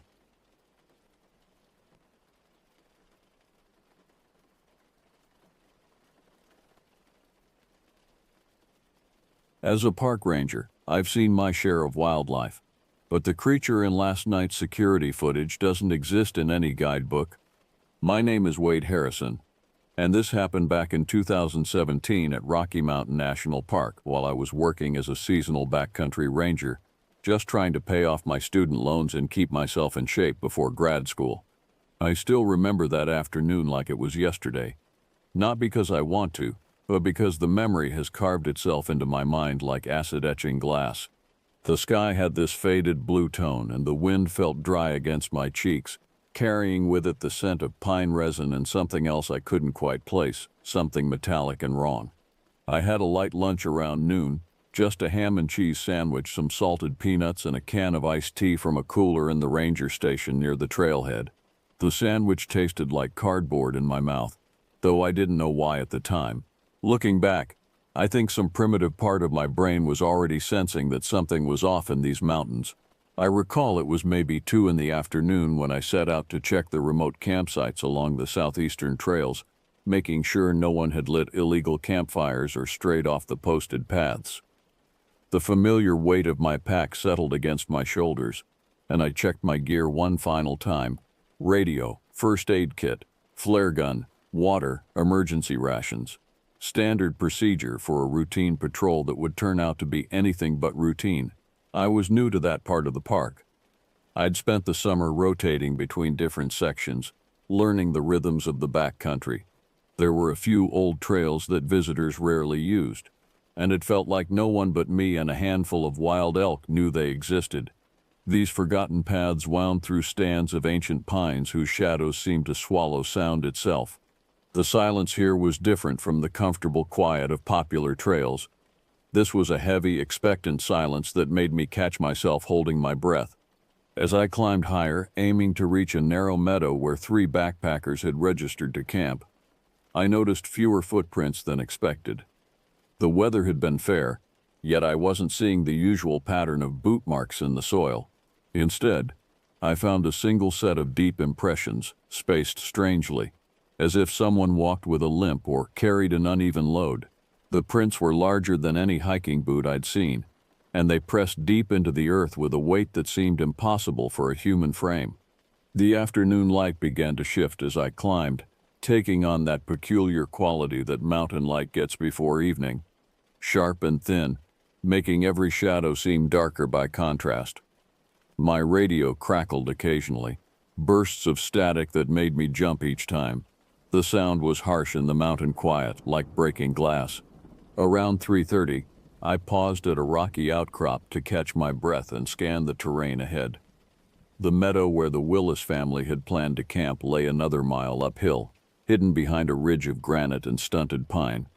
From here I should have been able to see smoke from their campfire, or the bright flash of their tent through the trees. Instead, I saw nothing but the endless green of the forest canopy, broken only by the pale scars of exposed rock. The wind picked up as I continued climbing, and with it came that strange metallic smell again, stronger now. It reminded me of old pennies left in the rain, or the way blood smells when it's been sitting in the sun too long. I told myself it was probably just minerals in the rock or some unusual plant I wasn't familiar with. The mountains were full of scents that could trick an untrained nose. But as I walked, I began to notice other things that didn't fit the normal pattern of the backcountry. Scratches on tree bark too high and too deep for any animal I knew. Branches snapped off at unnatural angles, as if something had passed through without caring about the noise it made.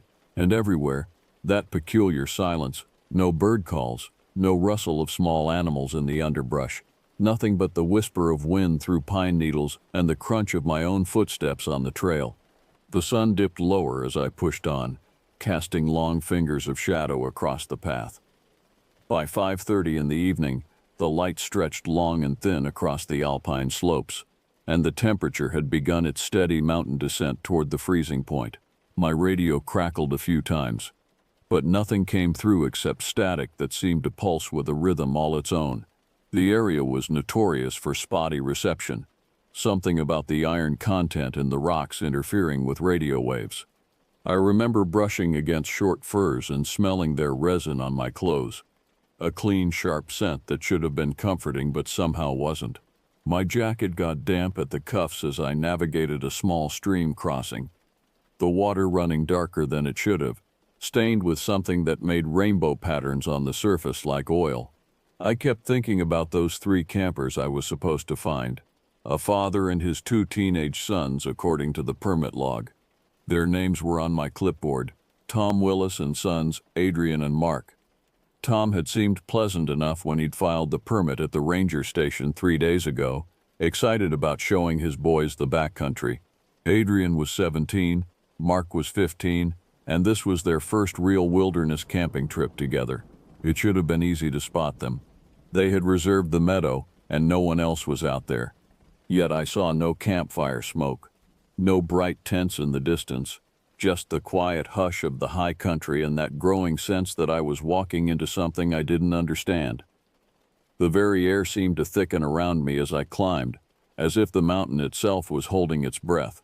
Around 6, the light began to fade and I realized I needed to find them before dark. The thought of 3 inexperienced campers spending a night unprepared in these mountains filled me with professional concern. But there was something else too, a growing certainty that whatever had made those strange tracks, whatever had left those scratches on the trees, was still out here somewhere. I picked up my pace, taking careful steps over granite rocks and brittle shrubs that cracked like bones underfoot. The trail wound through a stand of dead trees, their bare branches reaching toward the sky like skeletal fingers. Lightning had probably killed them years ago, but they hadn't fallen. They just stood there, gray and lifeless, their hollow trunks making soft whistling sounds as the wind passed through them. After a half hour more, I caught a whiff of something foul. At first I thought maybe a deer had died. That happens sometimes, and predators drag the remains close to trails. But this smell was different. It had layers to it, like rotting meat mixed with something chemical and sharp. The smell reminded me of old trash left in a warm dumpster, but underneath that was something else, something that made my nostrils burn and my eyes water. I tried to ignore it, but it got stronger with each step. The stench seemed to cling to the air itself, growing thicker as I approached the meadow. I pulled my shirt up over my nose, but it didn't help much. The smell seemed to bypass my nostrils entirely and lodge itself directly in my brain, where it pulsed like a migraine. I pushed through a patch of bramble, thorns catching at my jacket and pants, and saw something I won't forget, a bright yellow tent on its side, torn open like a ripe fruit. The fabric flapped lazily in the breeze, making soft snapping sounds that seemed unnaturally loud in the mountain quiet. Long gashes ran down the tent's side, precise and parallel, as if made by claws the size of kitchen knives. The campsite looked like it had been abandoned in a panic. Gear spilled out everywhere. Cans of chili split open and their contents scattered. A portable stove bent at impossible angles. A half-inflated air mattress with perfect round holes punched through it. Sleeping bags were shredded into strips of fabric and down-filling that drifted on the wind like snow. And then I saw the bodies. Tom's body lay about 20 feet from the tent, face down, with a large section of his jacket ripped open to reveal the pale skin beneath. His arms were stretched out in front of him as if he'd been crawling, trying to reach something just beyond his grasp. Dark stains spread out from underneath him, soaking into the earth in patterns that looked almost like writing in some foreign alphabet. Adrian and Mark were closer to the tent. The older boy had deep slashes across his torso, wounds that gaped open like second mouths. His eyes stared up at the darkening sky, wide with an expression of absolute terror that made my stomach clench. The younger one's leg was bent at a terrible angle, the bone clearly broken, and his small hands were curled into fists as if he'd died fighting. I didn't need to be a forensic expert to know they were all gone. The way they were positioned, scattered as though they'd tried to run in different directions, told a story I didn't want to read. This hadn't been quick or merciful. Whatever had done this had taken its time. I stood there, breathing hard, heart pounding against my ribs like a caged bird. The metallic smell was overwhelming now, mixed with other odors I didn't want to identify. I choked on the stench and forced myself to swallow, fighting the urge to vomit. I had never seen anything like this. Not even the most aggressive wildlife maulings looked quite like this. The scene felt too deliberate, too purposeful. Bears didn't arrange their victims.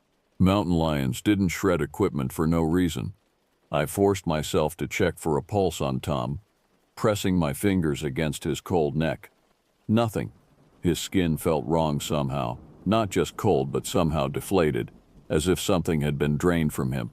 I tried the radio again, spinning through frequencies, but found only static that seemed to hiss with malevolent laughter. At this point, I knew I had to hike back and get help. Protocol demanded that I secure the scene and call for backup, but there was no securing this place. Whatever had done this might still be nearby, and I was just one man with a flare gun and a radio that didn't work.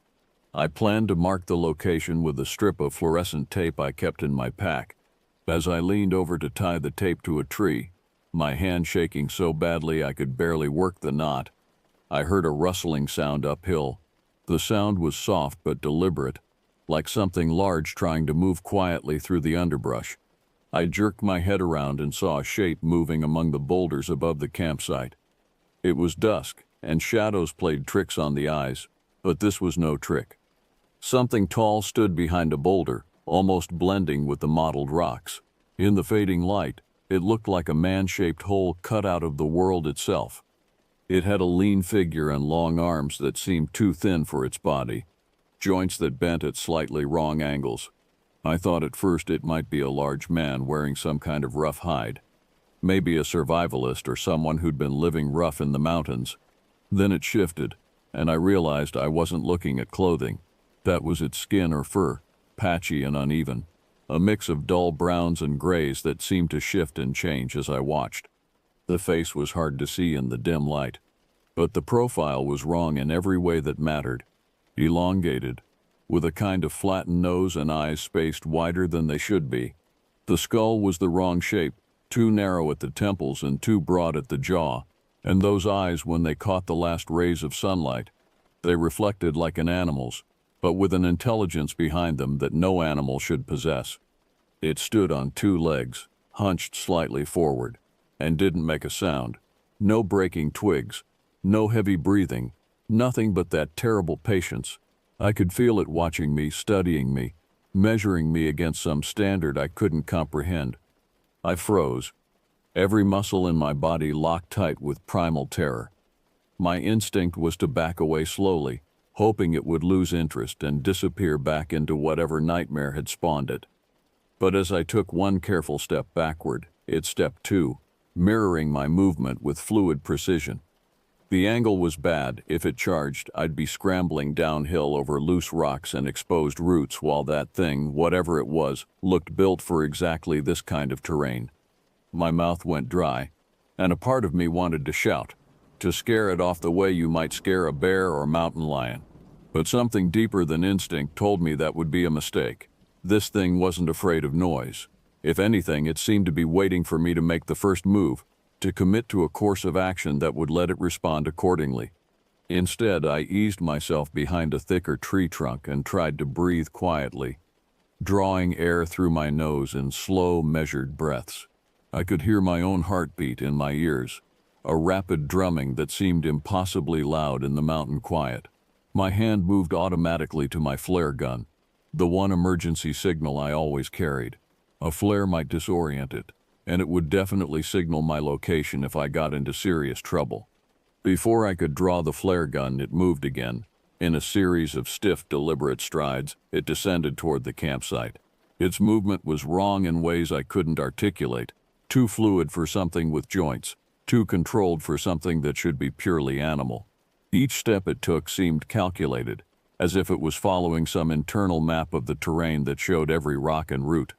I remained hidden but peeked around the trunk, unable to look away despite every fiber of my being screaming at me to run. It approached Tom's body first, bending low over the corpse with movements that reminded me of a doctor examining a patient. It nudged the body with one long finger, tilting its head to the side like a curious bird. I clenched my jaw to keep from gagging as it began to inspect the wounds it had presumably made. Those long fingers traced the tears in Tom's jacket with something that looked almost like pride.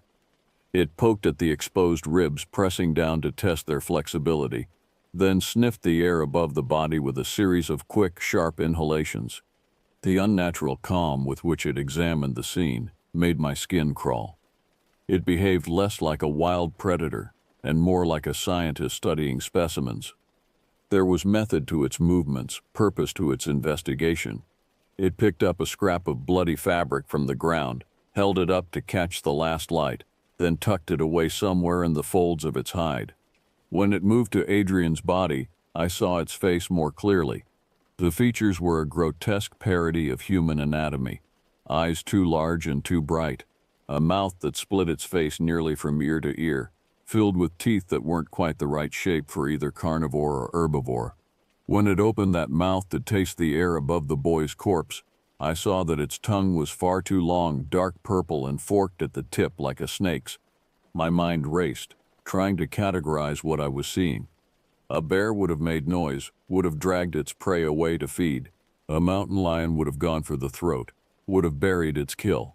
Wolves hunt in packs and make kills that show strategy, but not this kind of deliberate cruelty. This thing had a different purpose, a different intelligence behind its movements. It spent several minutes examining each body, occasionally making soft clicking sounds that seemed to come from deep in its throat. The sounds had an almost conversational quality, as if it was talking to itself in some language I couldn't understand.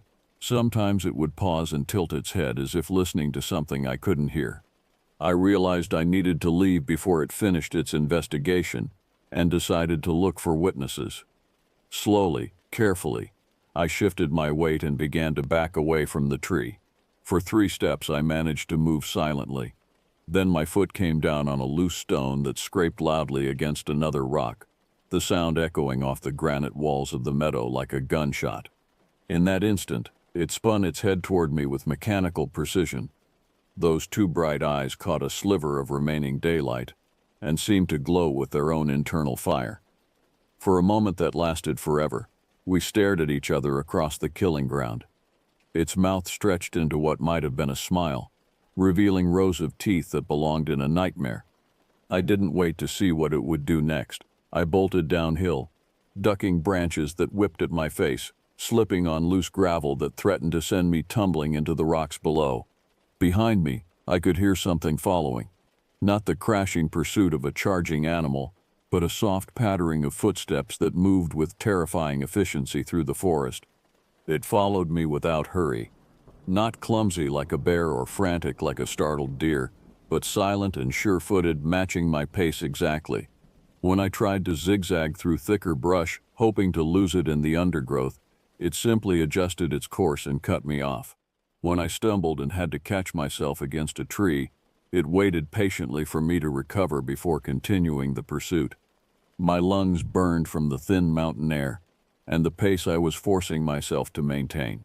I tossed aside my backpack, hoping to gain speed, though the rational part of my mind knew it wouldn't help. The radio was in that pack, but it was useless anyway in this dead zone between the peaks.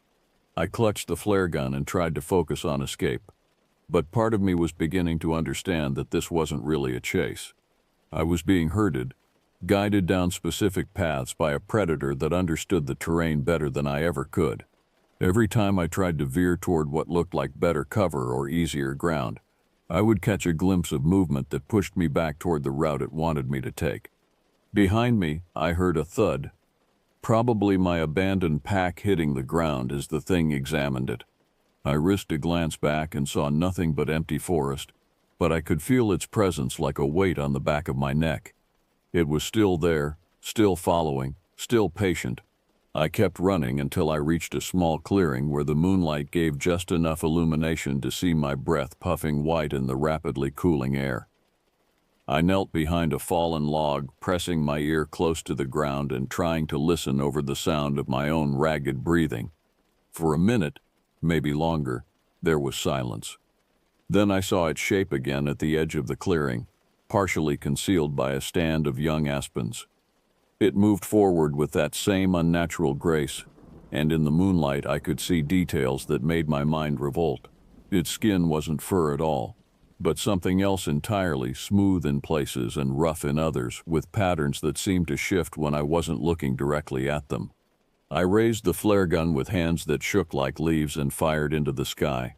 The bright red streak lit up the treetops, casting wild, dancing shadows that made the forest look like the inside of some vast cathedral dedicated to madness. The sudden light must have startled the thing because it jerked its head up and stepped back into the deeper shadows, but not before I caught a clear look at its face. What I saw in that moment of brilliant illumination will haunt me for the rest of my life. Its features were human enough to be recognizable, but wrong enough to trigger every primitive alarm my brain possessed. The eyes were the worst part, too intelligent, too aware, filled with a malevolent curiosity that suggested it understood exactly what kind of terror it inspired. I took the creature's momentary retreat as my chance to bolt again, sprinting toward a known trail intersection about a mile away. My throat felt raw from the cold air and exertion, and sweat trickled down my sides despite the dropping temperature. The flare's light faded quickly, leaving me stumbling through darkness broken only by patches of moonlight that filtered through the canopy. Occasionally I would catch a glimpse of movement in my peripheral vision, a shadow that didn't belong, a shape that melted back into the forest when I turned to look directly at it. The thing never rushed me directly. Instead, it continued its harassment by staying just close enough to remind me it was there, like a cat playing with wounded prey. I tried yelling once, a wordless shout of defiance and fear that echoed off the mountain walls and came back to me distorted and strange. My own voice sounded weak and small in the vast silence of the high country, and I immediately regretted the outburst. If there were other hikers in the area, I might have just warned them away. If there weren't, I had just announced my exact location to something that probably already knew where I was. As the night deepened, the temperature dropped toward freezing. My breath came in visible puffs that seemed to hang in the air longer than they should, and frost began to form on the metal parts of my gear. I reached the trail intersection and recognized a landmark, a wooden sign, and a cluster of boulders that marked a route to a ranger cabin about half a mile downhill.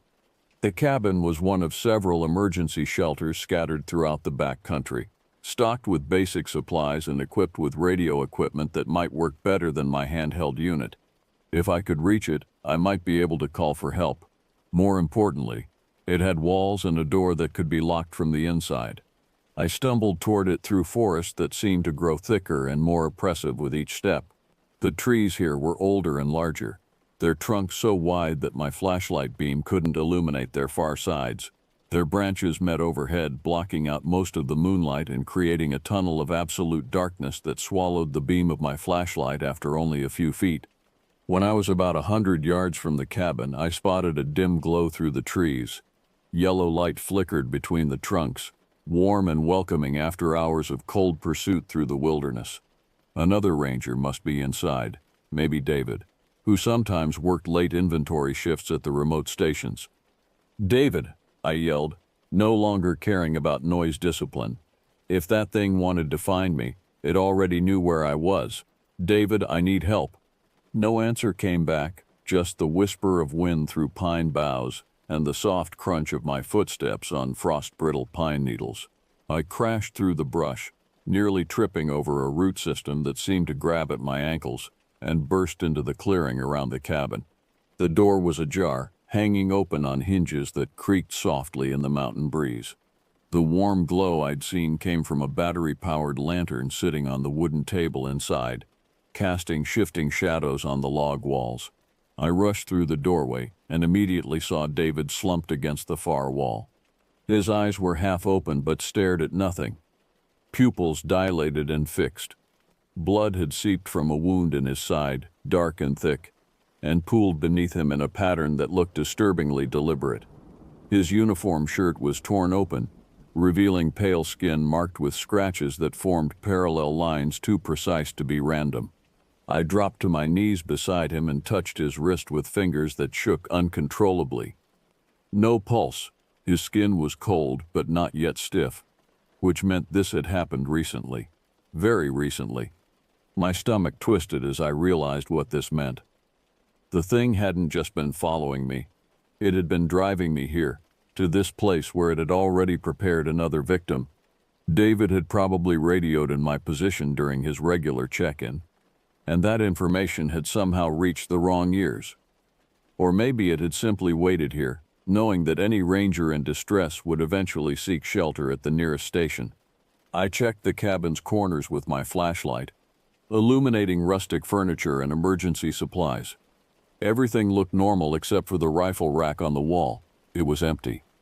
The rifle lay on the floor beside David's body, its barrel bent at an impossible angle, as if something with tremendous strength had gripped it and twisted it into uselessness. The sight of that destroyed weapon drove home just how outmatched I was. A rifle that could stop a charging grizzly had been rendered into scrap metal by whatever was stalking me through these mountains. My flare gun, the only weapon I had left, seemed pathetically inadequate by comparison.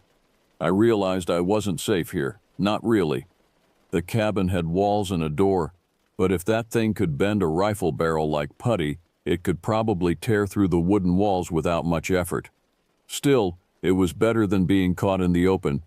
The door creaked behind me, and I spun around with my heart hammering against my ribs. Nothing stood in the doorway but the night air and darkness, so complete it seemed solid. I grabbed a heavy flashlight from the emergency supplies and stepped outside, circling the cabin with the beam sweeping back and forth across the tree line. That's when I saw it again. Perched on a low branch of a massive spruce about 30 feet away. In the flashlight beam it looked even more wrong than before. Its limbs were too long for its torso, ending in hands that had too many joints in the fingers. Each digit terminated in what looked like a curved talon, dark and sharp as obsidian knives. I fought the urge to panic and run. Running hadn't worked so far, and I was getting tired while this thing showed no signs of fatigue. Instead, I aimed the flashlight directly at its face, hoping the bright beam might hurt eyes that were obviously adapted for darkness. The light revealed features that made my mind recoil. Its skin wasn't uniform in color or texture, but seemed to be made up of patches taken from different sources. Some areas were pale and smooth like human skin, while others were dark and coarse like animal hide. The transitions between these patches were marked by what looked like crude stitching, as if the thing had been assembled from parts rather than born whole. Its eyes reflected the flashlight beam like mirrors, but behind that reflection was an intelligence that felt ancient and hungry. We locked gazes for what felt like hours but was probably only seconds. In that moment, I had the distinct impression that it was memorizing me, cataloging every detail of my appearance for some future reference. I backed away slowly, step by step, until I reached the cabin's entrance. Then I slid inside and slammed the door, bracing it with the heaviest chair I could find. The sound of the chair legs scraping against the wooden floor seemed unnaturally loud in the small space. I needed help, but more than that, I needed a plan. The cabin had an old battery-powered radio, more powerful than my handheld unit. I fumbled with the controls, trying frequency after frequency, but found only static that seemed to pulse with malevolent rhythm. Either the mountains were interfering with transmission, or something else was jamming the signals. I cursed under my breath and searched the cabin for anything that might help. The emergency supplies included canned food, water purification tablets, a first aid kit, and basic tools. In a dusty corner behind some canned goods, I found one last flare, a large emergency signal that could be seen for miles in clear weather. Maybe a search party would notice it, or maybe other hikers would see it and investigate.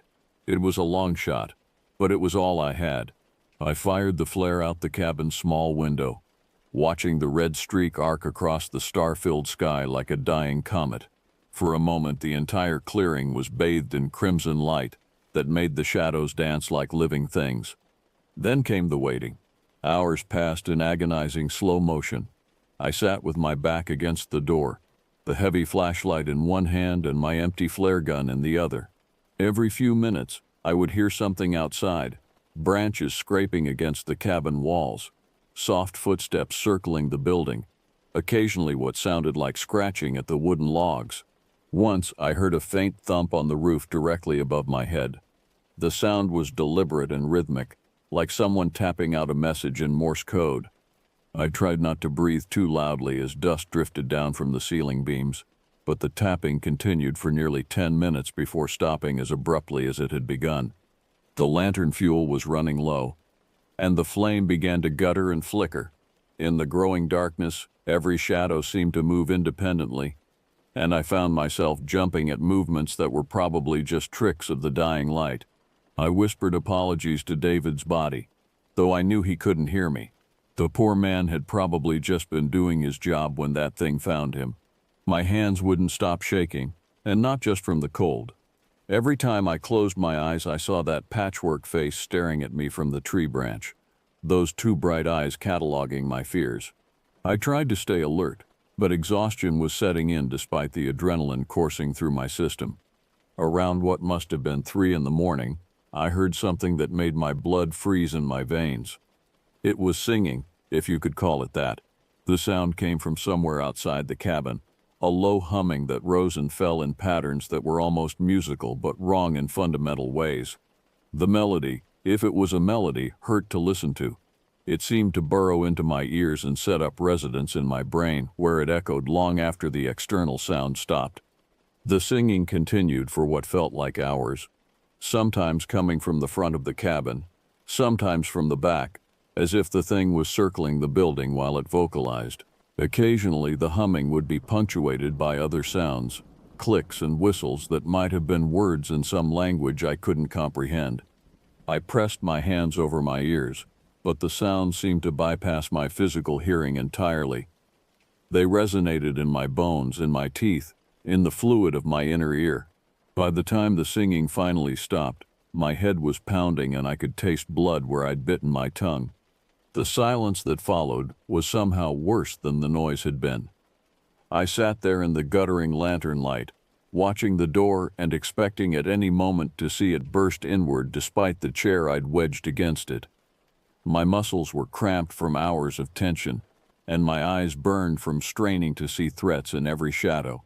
I don't remember falling asleep, but I must have dozed off sometime before dawn because I woke to the sound of birds singing. Real birds this time, not the horrific mimicry I'd heard during the night. The cabin was filled with gray morning light filtering through the small windows, and the oppressive atmosphere of the night hours had lifted like fog burning off in sunshine. I listened carefully for several minutes before moving the chair and cracking the door open. The clearing looked normal in the early light, just damp grass and silent pines, their branches heavy with dew that sparkled like diamonds in the first rays of sun. The air smelled clean and fresh, carrying none of the metallic wrongness that had permeated the night. No tracks marked the soft earth around the cabin. No broken branches or disturbed undergrowth showed where something large had passed. If I hadn't seen David's body still slumped against the wall, I might have convinced myself that the whole experience had been some kind of altitude-induced hallucination. But David was real, and the bent rifle was real, and the memory of those patchwork features staring at me from the darkness was seared into my brain with perfect clarity. I gathered what supplies I could carry and prepared to make the long hike back to civilization. I left the cabin and began the trek down the main trail, moving as fast as my exhausted legs would carry me. Every few hundred yards I would stop and listen, but heard only the normal sounds of a mountain morning, wind in the trees, distant bird calls, the rustle of small animals in the underbrush.